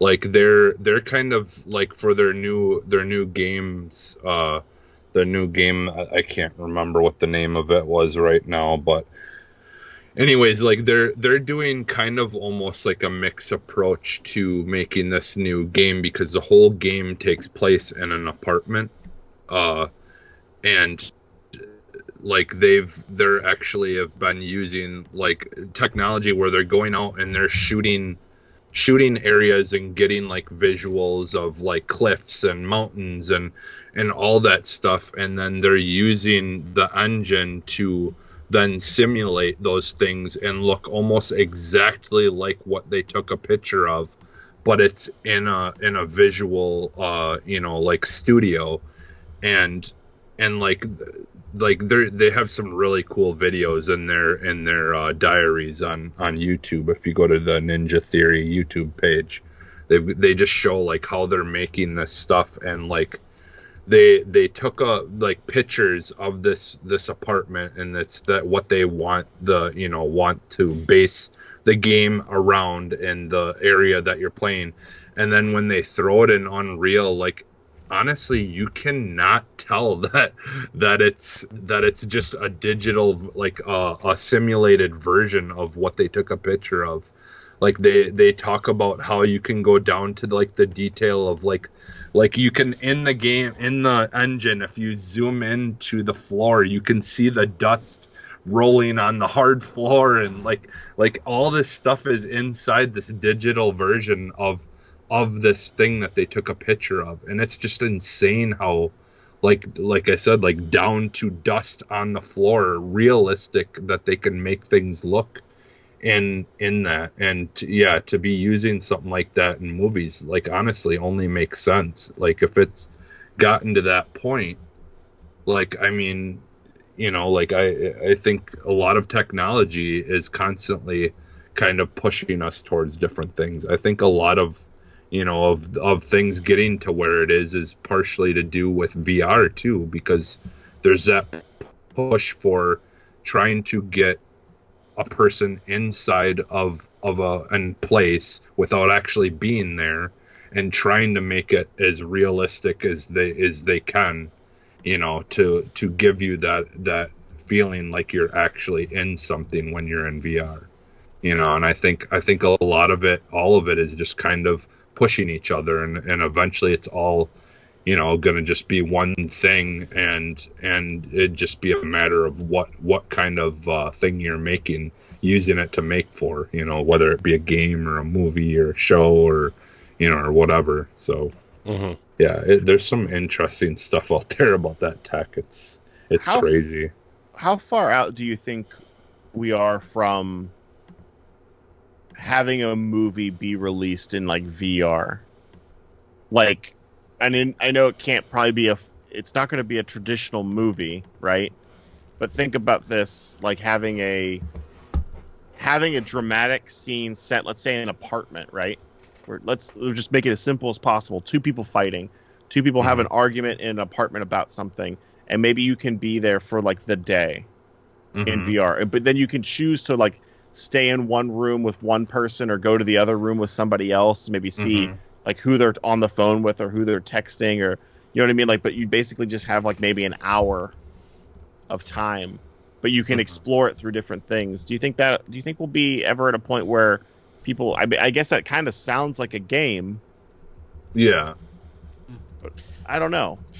I mean, this is kind of a joking answer, but I mean, there is like, you know, obviously porn where you can literally be in the room and you're experiencing a whole thing that's going on around you. That's not exactly what I was talking about. But I mean, this is why Jesse wants VR on Xbox. It's similar to you know, a kind of, in a way it's similar to that, but Jesse's the one that's buying those those novels on Switch with the Labo VR. Everything you like, you can thank porn for. Movies, you know, like all the things that have, you know, porn always ends up pushing the envelope, and then for technology. Technology. I was gonna say, I think I found Ninja Turtles before I found. I think creepy porn parody. I think there was movies before it was porn. No, I'm talking technology. But yeah, no, I'd like, I could see them doing that though, and like depending like where you go or what part you can you all see the same movie but have a different experience of that movie. Yeah, like that would be very cool, because you know, like, you know, similar to what we see in games like Until Dawn, where depending on what kind of choices you make, your ending could be different than someone else's. And like have that experience of being like, oh, I did, you know, I was here at this point, and you know, and I experienced this. And yeah, I mean, that I could definitely see it, you know, eventually being something, because I mean, you know, VR is still kind of in its infancy stage, you know, like really, yeah, it's still very difficult and a niche thing to find a lot of, you know, things for. But yeah, well, I hope whoever does the very first one, it's Well, it's probably gonna be David Cage. Let's be honest. He'll probably create that experience that you're looking for. Yeah. Yeah. Peter Molyneux will say he'll do it, but then, he'll just make Yeah. a mobile game about a box that you can't open or something. I just like the thought of like having the ability to do my own director's cuts because all the resources are still there. Mm-hmm. You know what I mean? Like, imagine if you Yeah. can, and this will come out with like AI, with the invention of AI, this will 100% be a thing. But imagine if you could go back and re-edit Blade Runner, but actually change camera angles and perspectives and stuff. Mm-hmm. Like, not that I would want a Blade Runner is probably a bad choice, but I just picked something that there's like 50 edits of out there. I was going to say, Yeah. way to pick one where there's no other edits of the movie besides, the main one. But I like the idea of like being able to go and like be like, oh, let me see if I can change. Like, you take the same performances, like because the content itself doesn't change, but you just change where the camera is, how long a cut is, things like that. Mm-hmm. It's just so intriguing to me.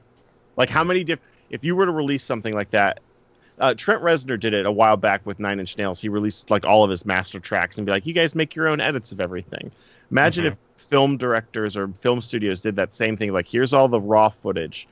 I want to see have all these like indie cuts of the same thing and how different they can be is just so intriguing to me. Because changing a cut of one scene could change the pacing of the entire movie. Right. Mm-hmm. Right. So. You could take the same things and edit them out of the order that they originally are in to make the conversation different, or to make the things could really change the impact. Like, just switching something that happened first to happening second would be a big difference. You could, how many Tarantino cuts where you start at the end and then you start doing like flashbacks you'd see first, and then I don't know. You could put literally Kill Bill infinite 1 and 2 in possibilities. order. Right. Hit the solar flare button. Yeah. It's just one giant button in the J.J. Abrams package of movies. It's just like... Anamorphic lens flare. There it is. Man. All right, well, what do we think the Coalition's secret project is? There was that rumor it was a Star Wars game, but they shot it down, which got me sad because a squad-based Star Wars game would have been cool. Yeah, they need to do the Republic Commandos. Yeah, that was the rumor, was they were going to do a Republic Commando style game based on the Bad Batch. Mm-hmm. Real quick, like I have to say it somewhere publicly, is like I don't like the Bad Batch. I really thought I was going to like it. It has the makings of something I'd like, but it is just way too like simple for me. Like, it's like, yeah, I'm starting to get that too, because like this third episode that just came out, it was off. I mean, it's way too small. It's a kid show though, right? Like, right? I mean, I think. Well, I mean the last couple of series were geared towards the kids, and they had my ass hooked. Well, maybe but I'm just a ginormous ass kid, you know. I refuse you are, but... to accept that as an answer, though. Like, look at Pixar. Pixar does not do that. They're kids' movies. Yeah. They find the balance. There's a balance to be had, and if you wanted to, you could make it okay for both young and adults. You could. It just takes a little bit more thought. And like, I don't like the fact that Wrecker is like, oh, Wrecker, I'm dumb and I'm gonna wreck stuff. I don't get it because I'm dumb. Like that's so simple. You can have a strong character that's not an idiot. I don't know. I mean, I thought he was always like that though. Like when they introduced him in season 7 of the Clone Wars, I thought they was always. Sure, but like you can have an evolution of a character so he's not a moron. Okay, true. I don't know. I just like got so excited because like I watched the first episode and I was like, this could be like a noble team, it feels kind of like what like a good Halo thing would be like, but like a little bit like in like the Star Wars universe. I love the squad dynamic, and then I just got dashed. Wouldn't it be cool if, dude, that one scene in The Mandalorian, the first season, really made me want a Halo Reach show. Whether they're leaving the town and like all the Mandalorians come out and they shoot out with their jetpacks and stuff. Mm-hmm. I'm like, man, we could have a Halo Reach show, but instead we got Nightfall is what it was called, and and now we're getting the Showtime Halo show, which is inspired where the guy's by like, I don't games. do impersonations, and Yeah. they're like, well, you better get fucking used to it because you're playing someone else's character. Yeah. So We still got Red versus Blue. That was good. Is Yeah, it good that anymore? Is it still good? I still like it. I still like it. It looks goofy now. Like you can tell that they're using the models in a weird CG fashion, and like they look weird. I haven't watched it since probably season 4 or 5. I take that back. I've watched a lot recently. I'm working my way up, but I just want some good content from Halo. Yeah. you think Infinite's gonna be good, Joe? The game? Yeah. I do. No, the movie they're making based off the game, where Master Chief isn't in it, and I'm just kidding. I mean, that was the original thing that they were doing, which it's not a bad idea. To have a Halo thing with not Master Chief in it is a good idea. It can't be about him the whole time because like you play as him. Mm-hmm. We don't need to make this the Halo podcast. Yeah, we do. Why not? All right, I do that every time I talk about it. We don't need to have him in it. He's not like but like you can't also make fucking Nightfall again. Yeah. Like you have to have something interesting happen, and you have to not use bad CG. That elite in the first episode is the worst thing I've ever seen in my life. Next to like, I don't know, what's an early CG thing. There's no excuse for it, I guess is what I'm saying. They already have the character models. They have the power and resources. It just shouldn't look like that. I didn't mind Forward Unto Dawn. It's better. Yeah. There's a lot of real stuff in there, but Weta Workshop was involved in that. Yeah. The hunters look kind of bad, but they did, and his armor looked too light. When he's moving, it feels like it's like coming off, like plastic on him. Yeah. It needs to feel heavier. Mm-hmm. Yeah. In my opinion. Yeah. Just hire me. I don't need to be the director because I don't have enough credits to warrant that. But like, have me on as a consultant. I'm the idea person. I got a lot. Let me help. Got a lot to say about Halo. I'm like the FBI agent that shows up when there's 3 murders in a small town, like on set, and I'll be like, I'm just here to help, guys. Like, oh, look at this asshole. They bring in this you don't even know shit about us, and I'll be like, I know, and I like have a couple good ideas. I have to like bring everyone coffee for a little bit. Be like, oh, you got two sugars, right? I'm like, yeah. They'll come up to me slowly over the course of it. My dream. Oh, wow. Yeah.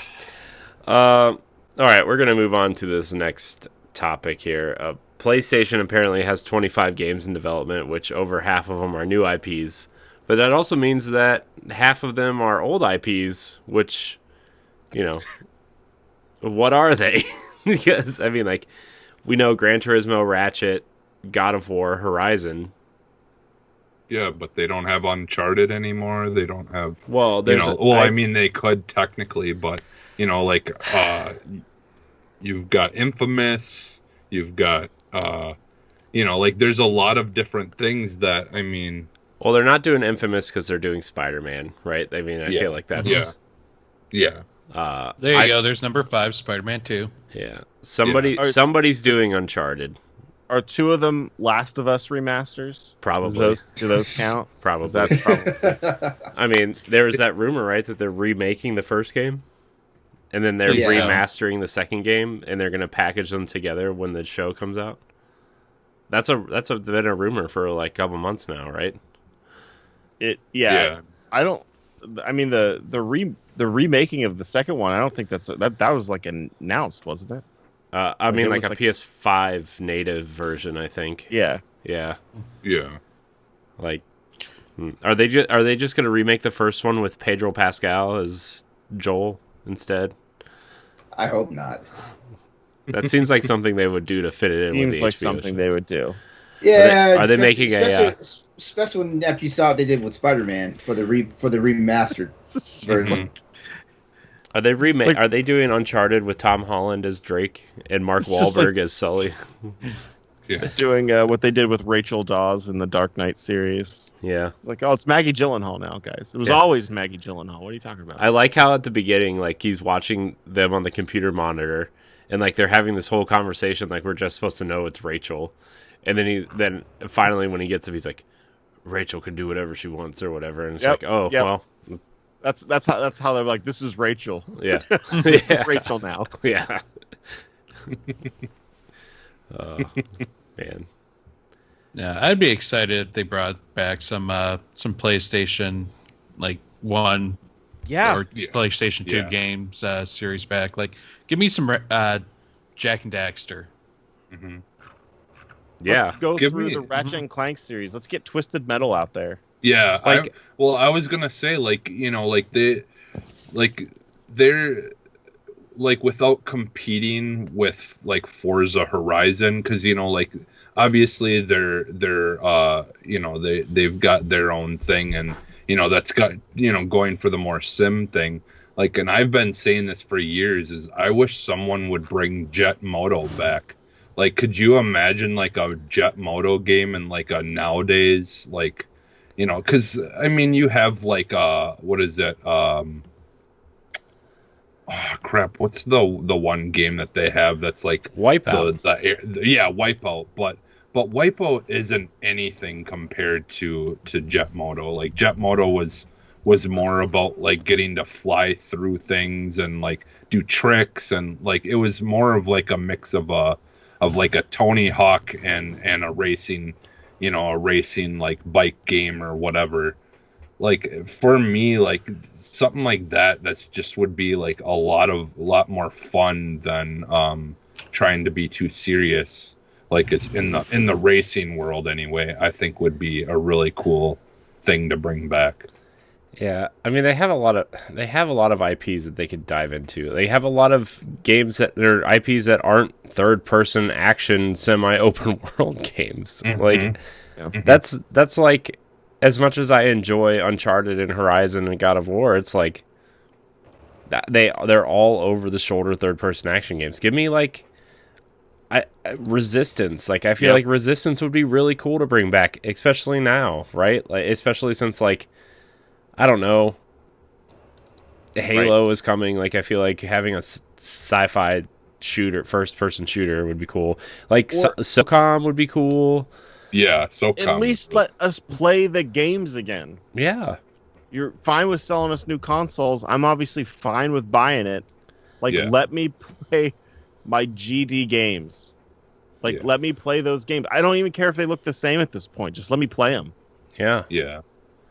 Well, honestly, that's part of the reason why I never ended up getting a PS3, is a lot of those games during the PS1 and 2 era that I really liked, they didn't exist anymore on the PS3 and haven't existed anymore.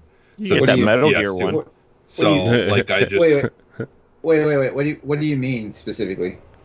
Well, like I said, like for me, like, growing up, like, Jet Moto and like Spider, like, I played that. I loved that game, even though it was a rough game at times. But the one where you were the mechanical robot spider that could get the upgraded legs that could do different things. Oh yeah, I remember. And, like, there's just a lot of little games like that I really loved that just kind of ended up either disappearing or being like a one-off, or, like, you know, just certain things like that just kind of, a lot of those that I liked during that time never made it past the PS2.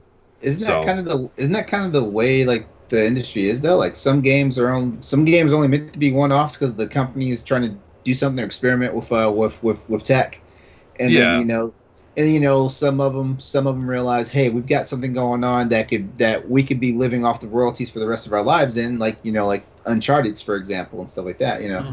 Like, shoot, just imagine some of those guys who were around in Naughty Dog when Crash Bandicoot, like, just think of how much money they are making right now, and they're probably not even developing the games anymore. Yeah, but that's the thing; they're still making that stuff, and that's exactly my point. I want them to bring some of that stuff back and keep doing it, because I do think it would sell, and it it would do really well. It's just you've got to continue it. Well, I remember. Well, I know this. Like, and I get what you're saying, but sometimes, like, I feel like sometimes developers lose drive. Like the creator for Fez, for example, like he is not coming back. And so, if someone makes a sequel to Fez, like, it's going to be somebody who probably doesn't even know the property and stuff like that. So, like that winds up being a one-off. I found out the reason why it took so long to get the Metroid sequel is because Gunpei Yokoi died. Stuff like that. And Metroid's like my favorite Nintendo franchise and things like that. So, I don't know. Like, I feel like, while I completely understand what you're saying, we gotta look at we gotta use a magnifying glass to figure out like why some of these games didn't keep going. Maybe some developers are just like, oh, we did what we wanted to do with this and we moved on. Yeah. Mm-hmm. Yeah. By the way, fun fact, LeRon, since you brought up Metroid, did you know that? Oh God, please don't torture me. Did you know that Animal Crossing: A New Horizons has sold 3 times the amount of the entire Metroid series combined? I told you don't torture me, and now I'm going to go to bed. Tom Nook, cooler than Samus. Fact. And you see, and Nintendo wonders why I don't readily give them money. They apparently don't need it though, so. True. They don't need my money. Asking. they don't need my money. So I'll buy my 1 or 2 games a year on the Switch. Well, when this new Monster Hunter game comes out, it'd be my 3rd game I bought this year for the Switch, and that'd be all. Yeah. I don't know I wouldn't mind a new Uncharted. I feel like the more I think about the games I want from Sony, Uncharted is... I know I just complain that they make too many third-person over-the-shoulder games, but I feel like Uncharted is the one series that I would want from Sony at this point. That's not announced, by the way. As the main host for Crossroads, the PlayStation podcast, I can't even begin to speculate like what the existing IPs are they're generating for, and I have no idea what these new games are because like Sony's been mad quiet about what they're doing, and then we wake up and they bought a partnership in Discord. Oh, we wake up, they bought the entire E3 conference. Yeah, I'm not E3. I'm sorry, Evo tournament conference and stuff, and like. I can't keep track of Sony, so I have to keep track. I just have to keep eyes on the news that's coming out around them. So, I can't even begin to speculate. I know the stuff that we know is coming, like God of War, like Horizons, Gran Turismo. That stuff that's a given. I would be shocked if a new Uncharted's coming, but it might be coming because they might want to do something to tie into the movie that's coming soon. Well, see, I think Uncharted is coming. Like that's the thing is I like Sony Bend wanted to make Days Gone 2, and they shot it down, so we know that that's not coming. And then they were put on an Uncharted game, and then they fought Sony to be taken off of it, and then we know that Uncharted game went back to Naughty Dog in-house somewhere. Yeah. So, wait, you mean Last of Us? No, Uncharted. There's also a Last of Us remake that's in-house at Naughty Dog. Yeah, I know about that one, but I didn't know about Uncharted one. Mm-hmm. Yeah. Okay. Which will probably, spoilers for Uncharted 4, will probably be Drake's daughter at some point. Yeah. So, I hope not. I hope not. Give me a Parasite Eve remake.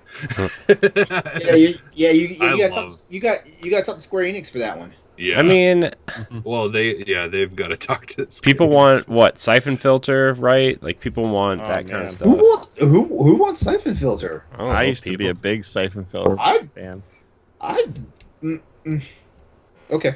There's some good ones there. I'm not saying I want a new one. I mean, I'd like to take a phaser and set someone on fire again. I don't know. I don't know. Homeboy who was bitching at us about us being cheapskate gamers because we didn't buy Days Gone when it was brand spanking new. I don't know. Like I feel like a Siphon Filter or anything right now. I'm not going to support that guy. Well, he doesn't work at Bend anymore, so. I know he doesn't work at Bend anymore. I know that, but it's me being the immature gamer and lashing out. That's all.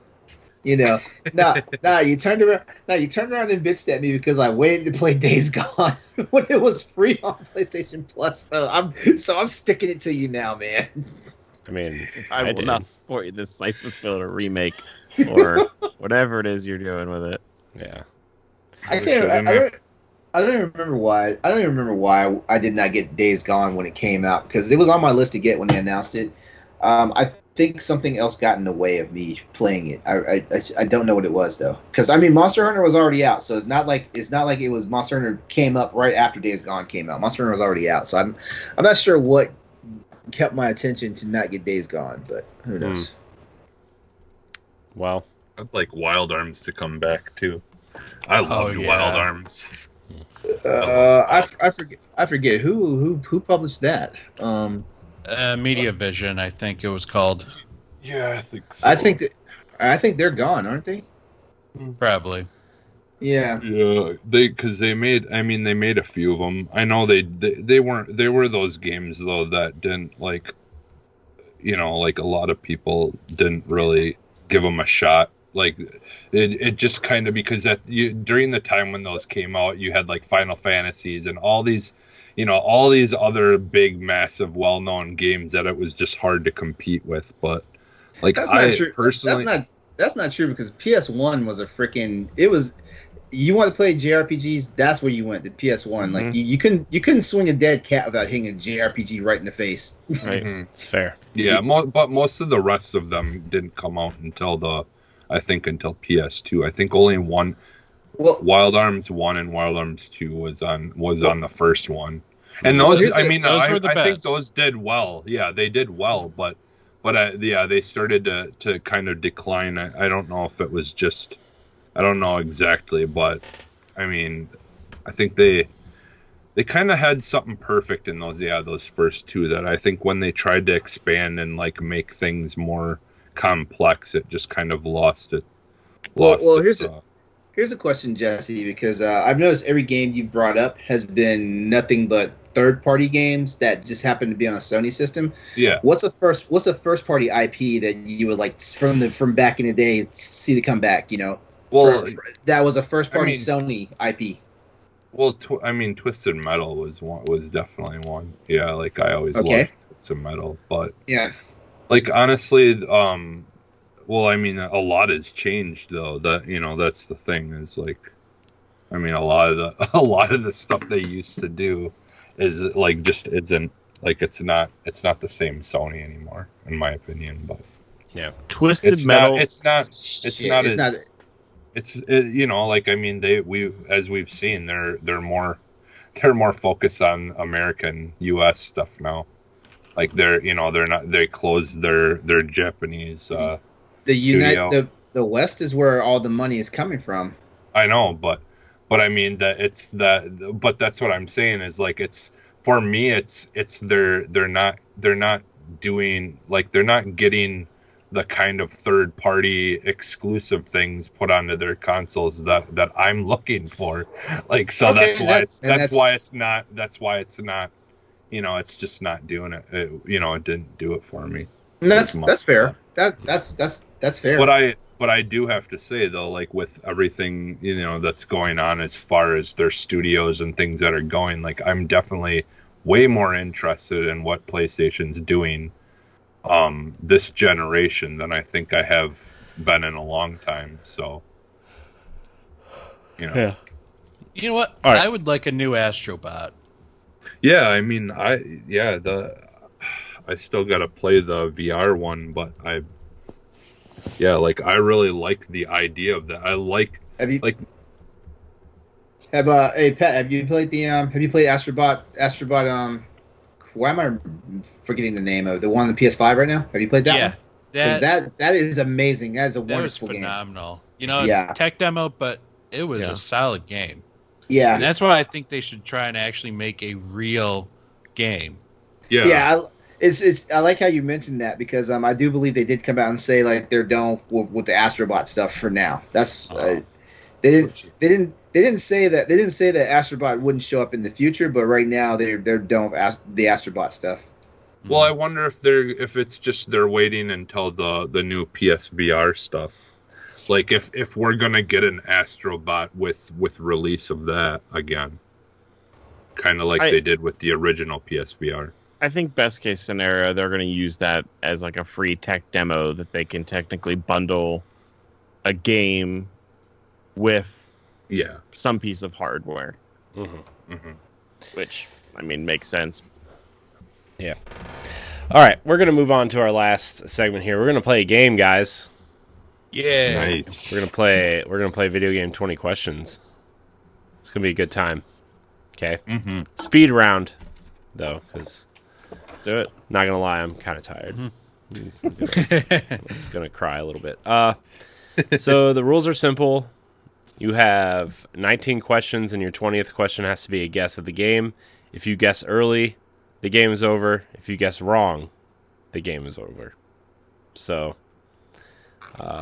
let the questioning begin. What console is it on? The other rule is it has to be a yes or no question. Oh, okay. Oh, damn. Well, that wasn't a question then. Okay. The obvious question: is it an action title? Yes. Okay. Does anyone want to? Action in it? Wait! Don't. Hold on. We're not doing this tonight. Hold on. Is the genre defined as action? The genre is action adventure. Okay. Good enough. All right. Anyone got the next question? Has the game had a recent release being defined as the past 3 years? Like a re-release? Or like a original release? I would probably define it as a... I guess... I think you're giving away more. I would say any release, any type of official release. This could game be a remaster, or could this be... game has had some sort of official release in the last 3 years. Yes. Okay. No, not the last 3 years. The last 5 years. I will give you that though. Okay.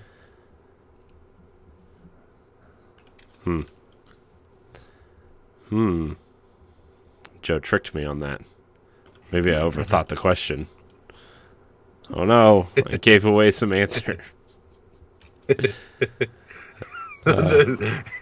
Nothing compares to the one, LeRon, when you were doing it that one day, and I'm like, and I was asking the question. So just to clarify, the original release has not been in the last 5 years, but it has had some sort of official re-release in the last 5 years. Okay. Is this a Nintendo title? No. Okay. Oh yeah, I have a chance at guessing this one then. You do. Okay, what was that? Question number 3, right? That was question number 3? Yes. Yeah. Joe, what was your question again? It had a remaster or re-release that came out about 5 years ago. Oh, okay. That kind of disarmed my question. So my question is not valid. So I don't want to ask it and risk a strike. Is this a PlayStation title? This game did appear on a PlayStation console. Okay. Oh, I'm definitely in here now.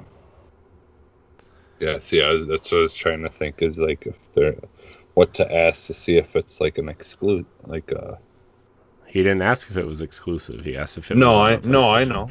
No, I'm trying to say that I was trying to think of a question to ask to kind of figure. Is the developer Platinum Games? No. Okay. Ooh, that was very specific. Action, but it took a lot of remakes, action adventure remakes, off the table for me. So.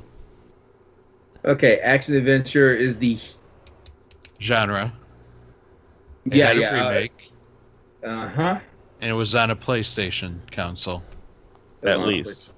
Yeah. Not on the, we know it's on a At PlayStation, least. not a Nintendo. Go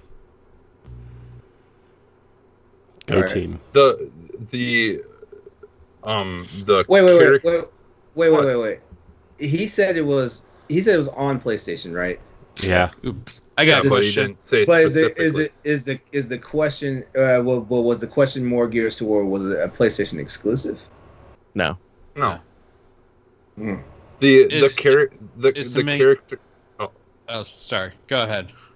The character you play as, is it a human? Yes.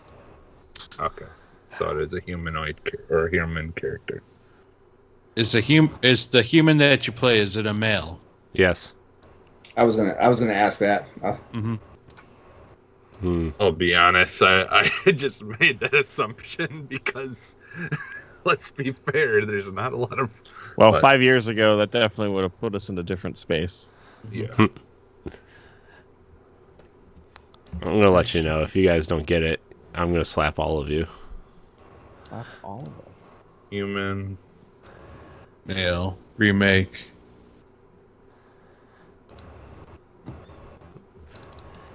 I won't really slap you guys, mostly because you guys are all far away. Yeah. But Does the setting? Oh wait, gotta think of a better way to ask it because it could be too vague.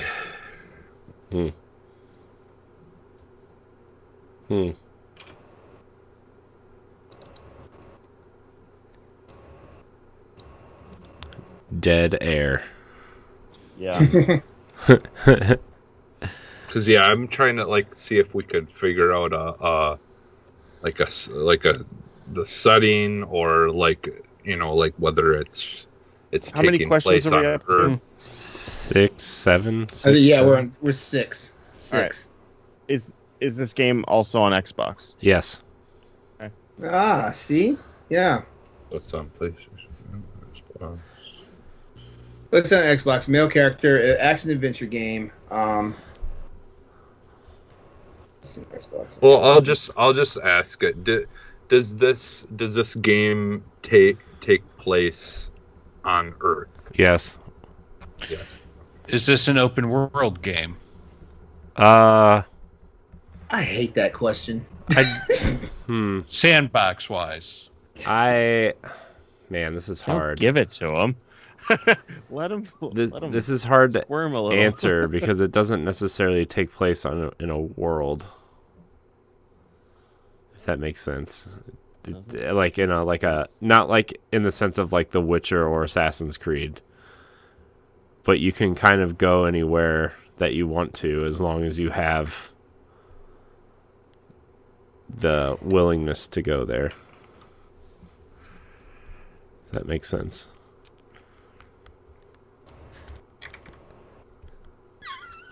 I feel like if I answer that question to the fullest, I'll give some of it away. I definitely feel like we're at the space now where we're not going to get it, and when you say it, I'm going to feel stupid. Yeah. The space you play in is pretty open. I will say that. Okay. So.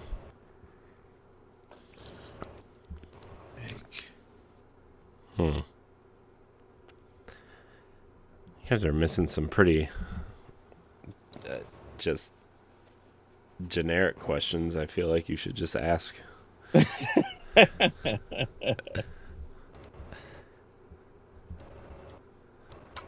I'm drawing a blank as to what to even ask. Yeah, yeah, that's exactly. my problem. Is Yeah. normally I'm filled with questions, but part of it is I think because I'm tired. I'm sure my brain is just not. I'm sure at wanting to least work one with or them. two of you, if you just turned around and looked at your shelf, you could find something that is related to this game. Maybe. Maybe not. But I know not that shelf.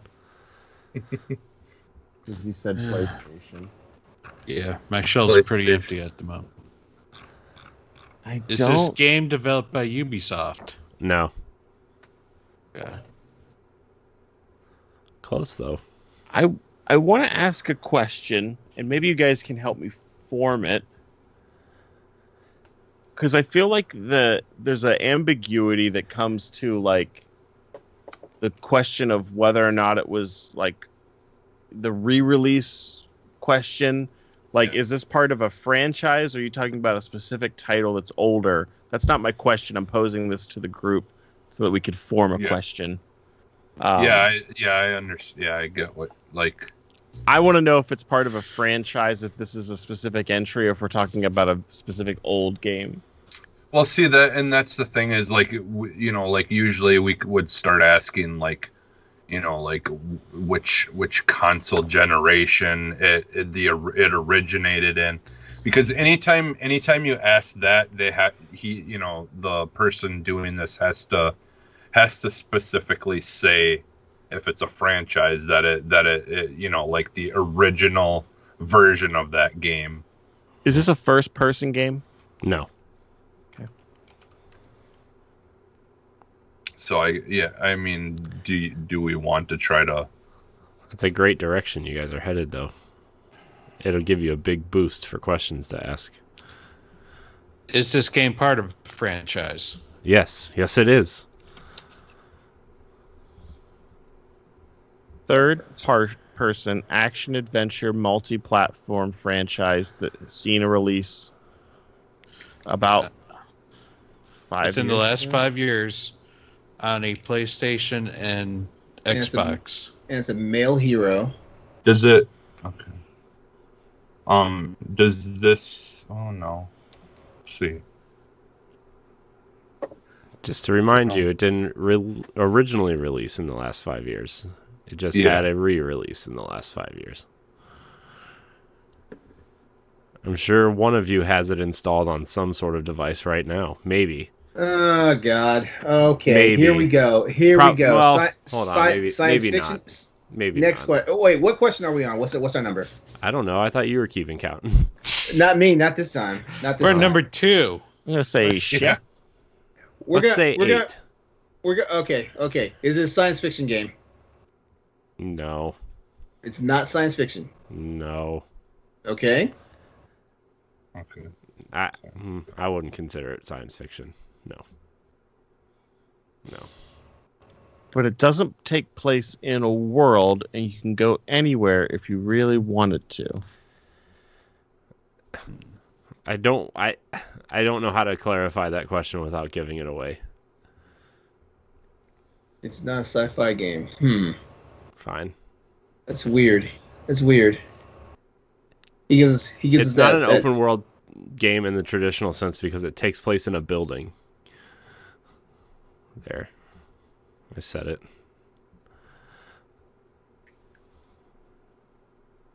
And it's not a first person. No. We said, right? Okay. Right. Third person.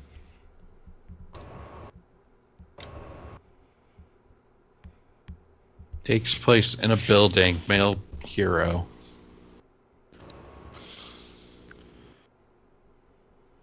And it's not. Would you classify this as horror? No. Okay. Dark, but not horror. Okay. I'm sorry, guys. I feel like I am no help now. Yeah.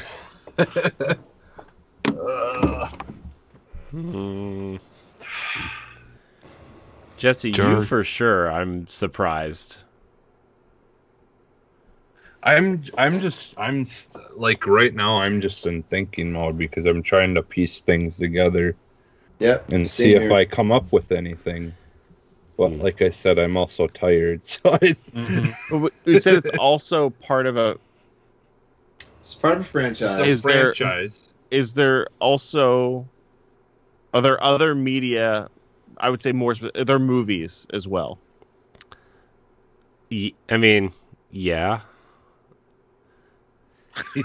Yeah. Wait.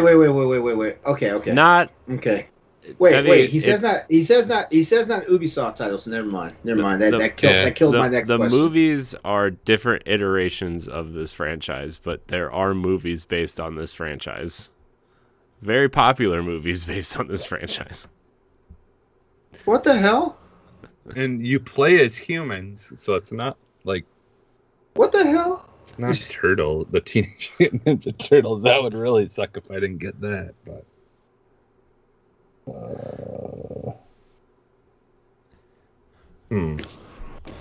Takes place Popular. in a building. I'm sure if you turn on Netflix or something, these movies would be recommended to every single one of us. Jesus. Why am I blanking so hard Netflix, right eh? I mean, I don't know if it's on Netflix now, but Oh, well. because there's 8,000 other streaming services that I could probably possibly be on, but they were on Netflix at one point. Place in a building.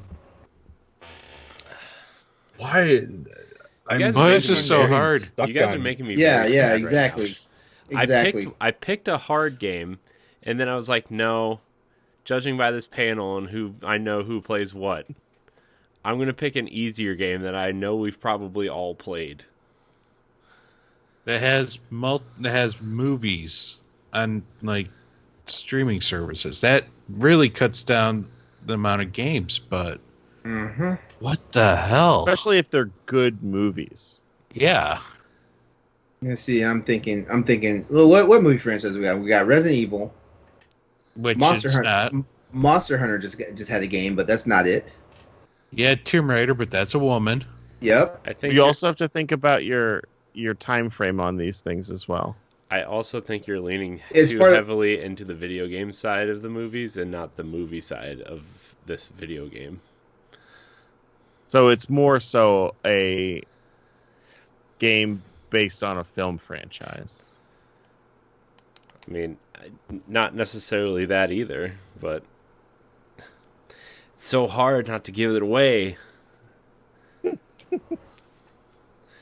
I feel like crying right now. Do you fight demons in this game? No. I'm going to say no. Okay, so it's not Doom. No. 'Cause I mean, trying to think there's of a- like movie like type. There's a weird gameplay sequence where you go into an alternate reality where you fight your inner demons, but it's not.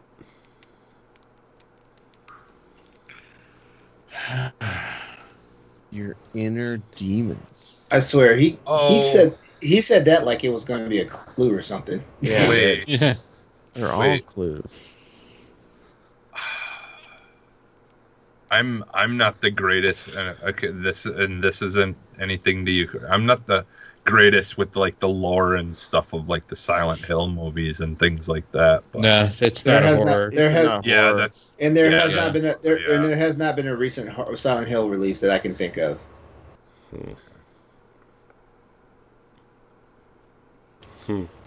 Joe is like, I'm looking around my room, being like, but most of what I'm around is Destiny, Halo, Star Wars, which is stricken from the record, obviously. Yeah, because it's I not have, sci-fi. I've Fallout, but there's been recent things of that, and none of that falls in line.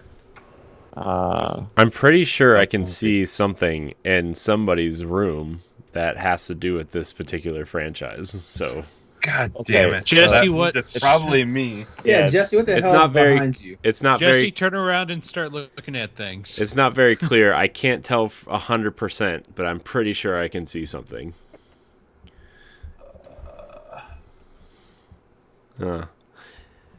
Anyways, And it's a guy. we have Now, what? now we eight- have a part of this pod. eight now we have more a part questions. of this podcast where everybody's leaned into their screens. yeah. Yeah. You have 8 more questions, and I guess. So, films that I see, I think that I see in Jesse's Beetlejuice doesn't have a game. I see There's Ghostbusters. Ghostbusters, which Ghostbusters just had a re-release. Yeah, but Zelda, Link. Yeah, that's not on a Sony console. I Yep. wish I could see closer because now I'm not 100% sure. I can't see. See, Corey's wasting their time now. I'm not wasting your time. I just want somebody to ask a question. Well, we're getting light on questions, so we can't start throwing whiffs out now. we could.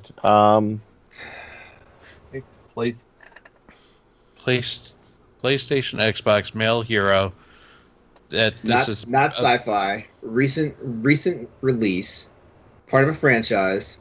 Mm-hmm. more of a movie franchise that video game is now based off of. Takes place in a building, though. Also, I don't want to get. I want to help out, but I can't. It's not. I guess it's not an Ubisoft title, or I would have already said Assassin's Creed. Yeah. Wait, and did the Ghostbusters game get a re-release on the Switch in the past 5 years? Yeah. Yeah, but that wasn't. Is it on the world. Switch? Yeah. It's on the Switch. No. Yeah, it's on the Switch. That's crazy. Yeah. Also, this movie franchise didn't start as a movie franchise. So it's either. a video game. It didn't start as a video game franchise either. So it started as a damn book. Or a But CD. it's not The Witcher. I know it's not The Witcher. Yes, it's not The Witcher. Well, yeah, like I'm sorry, I'm drawing games blanks. I'm trying that blanks. started as a games that started as like a book thing. Yeah, like literally the only things I could think of right now are Halo and Parasite Eve.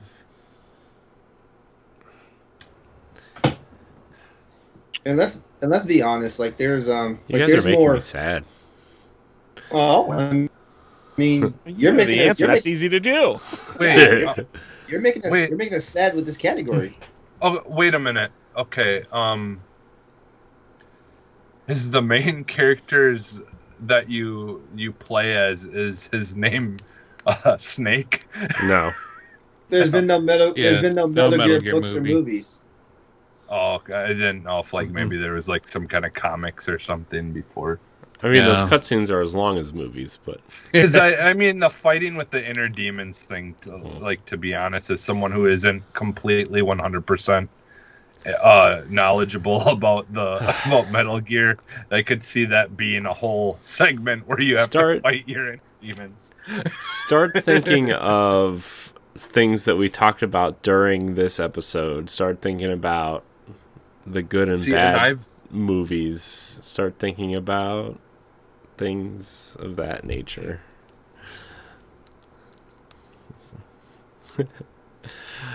Can I Takes place in a building. Is the thing. can I rewind? that- Can I rewind it on the stream? No, I was kidding. I know. Like, when he said it takes place in the building, like I feel like that ground all of our. Do you want me progress. to? Do you want a hint? I feel like we need a hint at this point. Yeah. My mind is just all over the place. There are a lot of bad guys in this game. The one thing that he keeps saying that makes me nothing else falls in line, but I kept thinking of like Dead Rising, 'cause it takes place in a mall. There's a lot of bad guys. Not a And Sony. like there's like the hesitation around horror, 'cause it's not really a horror game, Yeah, but there's no movies based on it, and Exactly. nothing else There's seems to in fit. it. It is like on both the- consoles. Yeah, So and it got a release in There are 2015. a lot of big name villains in this franchise. A lot. it makes me think that it's some kind of like. Oh, wait like a minute! superhero. Wait a minute. What are some of the Batman games? Like, is there ones that doesn't the one take place only in like where you're just in Arkham a building? Asylum. Yeah, There hasn't been a recent Arkham game in years though. Like it's But been. they just got re-released. Yeah, but it can't be Arkham Asylum because there's more than just a building. I didn't say it only took place in a building. I said it mostly takes place in a building. so Is it a Batman game? It is a Batman game. There you go. okay. There we go. There we go. Is it Batman Arkham Asylum? It is Batman Arkham Asylum. Wow, you guys did that great. You did it in 14 questions. A lot of I'm him sure we on. did. Joe, hold on, Joe. What made you get to that? What what made you get to that? Because because you were talking about Batman games. I was thinking comic book. It's Yeah, and that's why I was thinking with the building, the whole Arkham. Actually, me thinking about it right now, the last time I turned on Netflix or Hulu, no Batman title came up. The Dark Knight. Yeah, he said a while ago. Batman Begins and Dark Knight are both on Netflix right now. Yeah. Are they? Yeah, but they're not suggesting. I know a lot of that is on HBO now. They're not suggesting that to me. You know what they are suggesting to me? Marvel's Agents of S.H.I.E.L.D. and stuff like that. Oh. Well. Whatever. Okay, I just wanted to play a fun game. It was a fun game. And you guys This was killed my not- spirit. Fun. This was not fun. I was emotionally abused by this game. You're gonna have to talk to HR. Yeah. When is our HR lady coming back? I need her. I don't know. I I haven't think talked she went to her. bed. Sorry. I haven't talked. Anyways. I can't believe that game is that old. Arkham Asylum, originally released on the 2009? Xbox 360 and PlayStation 3. Get this, guys. In 2009. Gross. And it got re-released in the Return to Arkham collection in October 2016. And then it was 12 years. there was an entire collection that was re-released in 2019 with Arkham Knight in it as well. So See, and I didn't know that part, and that's why, I think that just wasn't really coming up because I forgot. Jesse, it was on Game Pass for like a year. Yeah, I know, but I'll be honest with you. I honestly legit wouldn't have gotten that. There would have had to been more subtle cues about Batman for me to. I don't have any bet. I thought that poster next to you was the Joker because I see a white face and green hair. Oh, over this way? No, the other way. Over this way is Joker, but yeah, right here, this is on this side is that looks like the State Full Farm Metal Marshmallow. Alchemist. Oh, okay. Wow. This It looks is like Full the. Metal Alchemist. I see green hair and a white face. It looked like the Joker. Well, it's green because of my lights. Oh, wow. It's funny. I do have a Batman shelf, but it's behind my light, so I can't see it. Oh, man. All right. Well, man, I either got to retool video game 20 questions or just get rid of it and we'll play a different game next time. But Or we just talk about less. yeah, we'll just talk about another something. We'll just scrap whatever. Yeah. Anyways, I want to thank everybody for watching live on Twitch. Remember, you can catch us every Sunday night here live, or you can catch us on Mondays on podcast services. Pat, thanks for joining us tonight. Oh, thanks for having me, Corey. Yeah, thank you. Yeah, you're welcome anytime, as well as the rest of the EXPcast anytime. So, you want to remind everybody where they can find you at, and Yeah. We're anywhere that you can listen to podcasts, but you'll also find us on the Boss Rush Games Network. yeah. Check out EXPcast. It's great. Mm-hmm. Yeah. Joe, where can we find you? You want to follow my comings and goings, go to Twitter, and I'm at Colonel Panic. That's K3RNL_Panic. And that's where I'll be. Yeah, check those show notes. There's a link in the show notes, everybody. Yeah. Promise. Jesse, where can we find you? You can find me almost everywhere as Phantom NXS, including PSM now. LeRon. Social media, you can always find me as Exodus803, EXODUS803. That's also my Twitch channel. Please come by and check me out Tuesday night for the Crossroads PlayStation podcast for Boss Rush Games. That goes down on Tuesdays, 8 p.m. Eastern Standard Time. And then, it's usually 8 or 8:30. Depends on which guests we have on the show that week. And then come back Wednesday night if you like our warm personality there, and check out me and Galatrad for Monster Hunters, our Monster Hunters podcast, which is called Hunters for Hire. That happens Wednesday nights at 8:30. And I'm typically a fixture on damn near all the Boss Rush shows. Speaking of Arsenal X, go check out Arsenal X, our Xbox podcast. LeRon and Corey will be on there this week. So Yeah. Woohoo! I was been on 7 shows in 8 days. My throat hurts. You can left that one wide open for us. Yeah, I know. You can find me at I am Corey HC on Twitter. You can find me hosting this show as well as Tower Casuals, the Destiny podcast, and floating around on some of the other things on BossRushGames.com. I want to thank everybody for watching and or listening, and until next time, we love you. Goodbye. Bye. Bye. Right.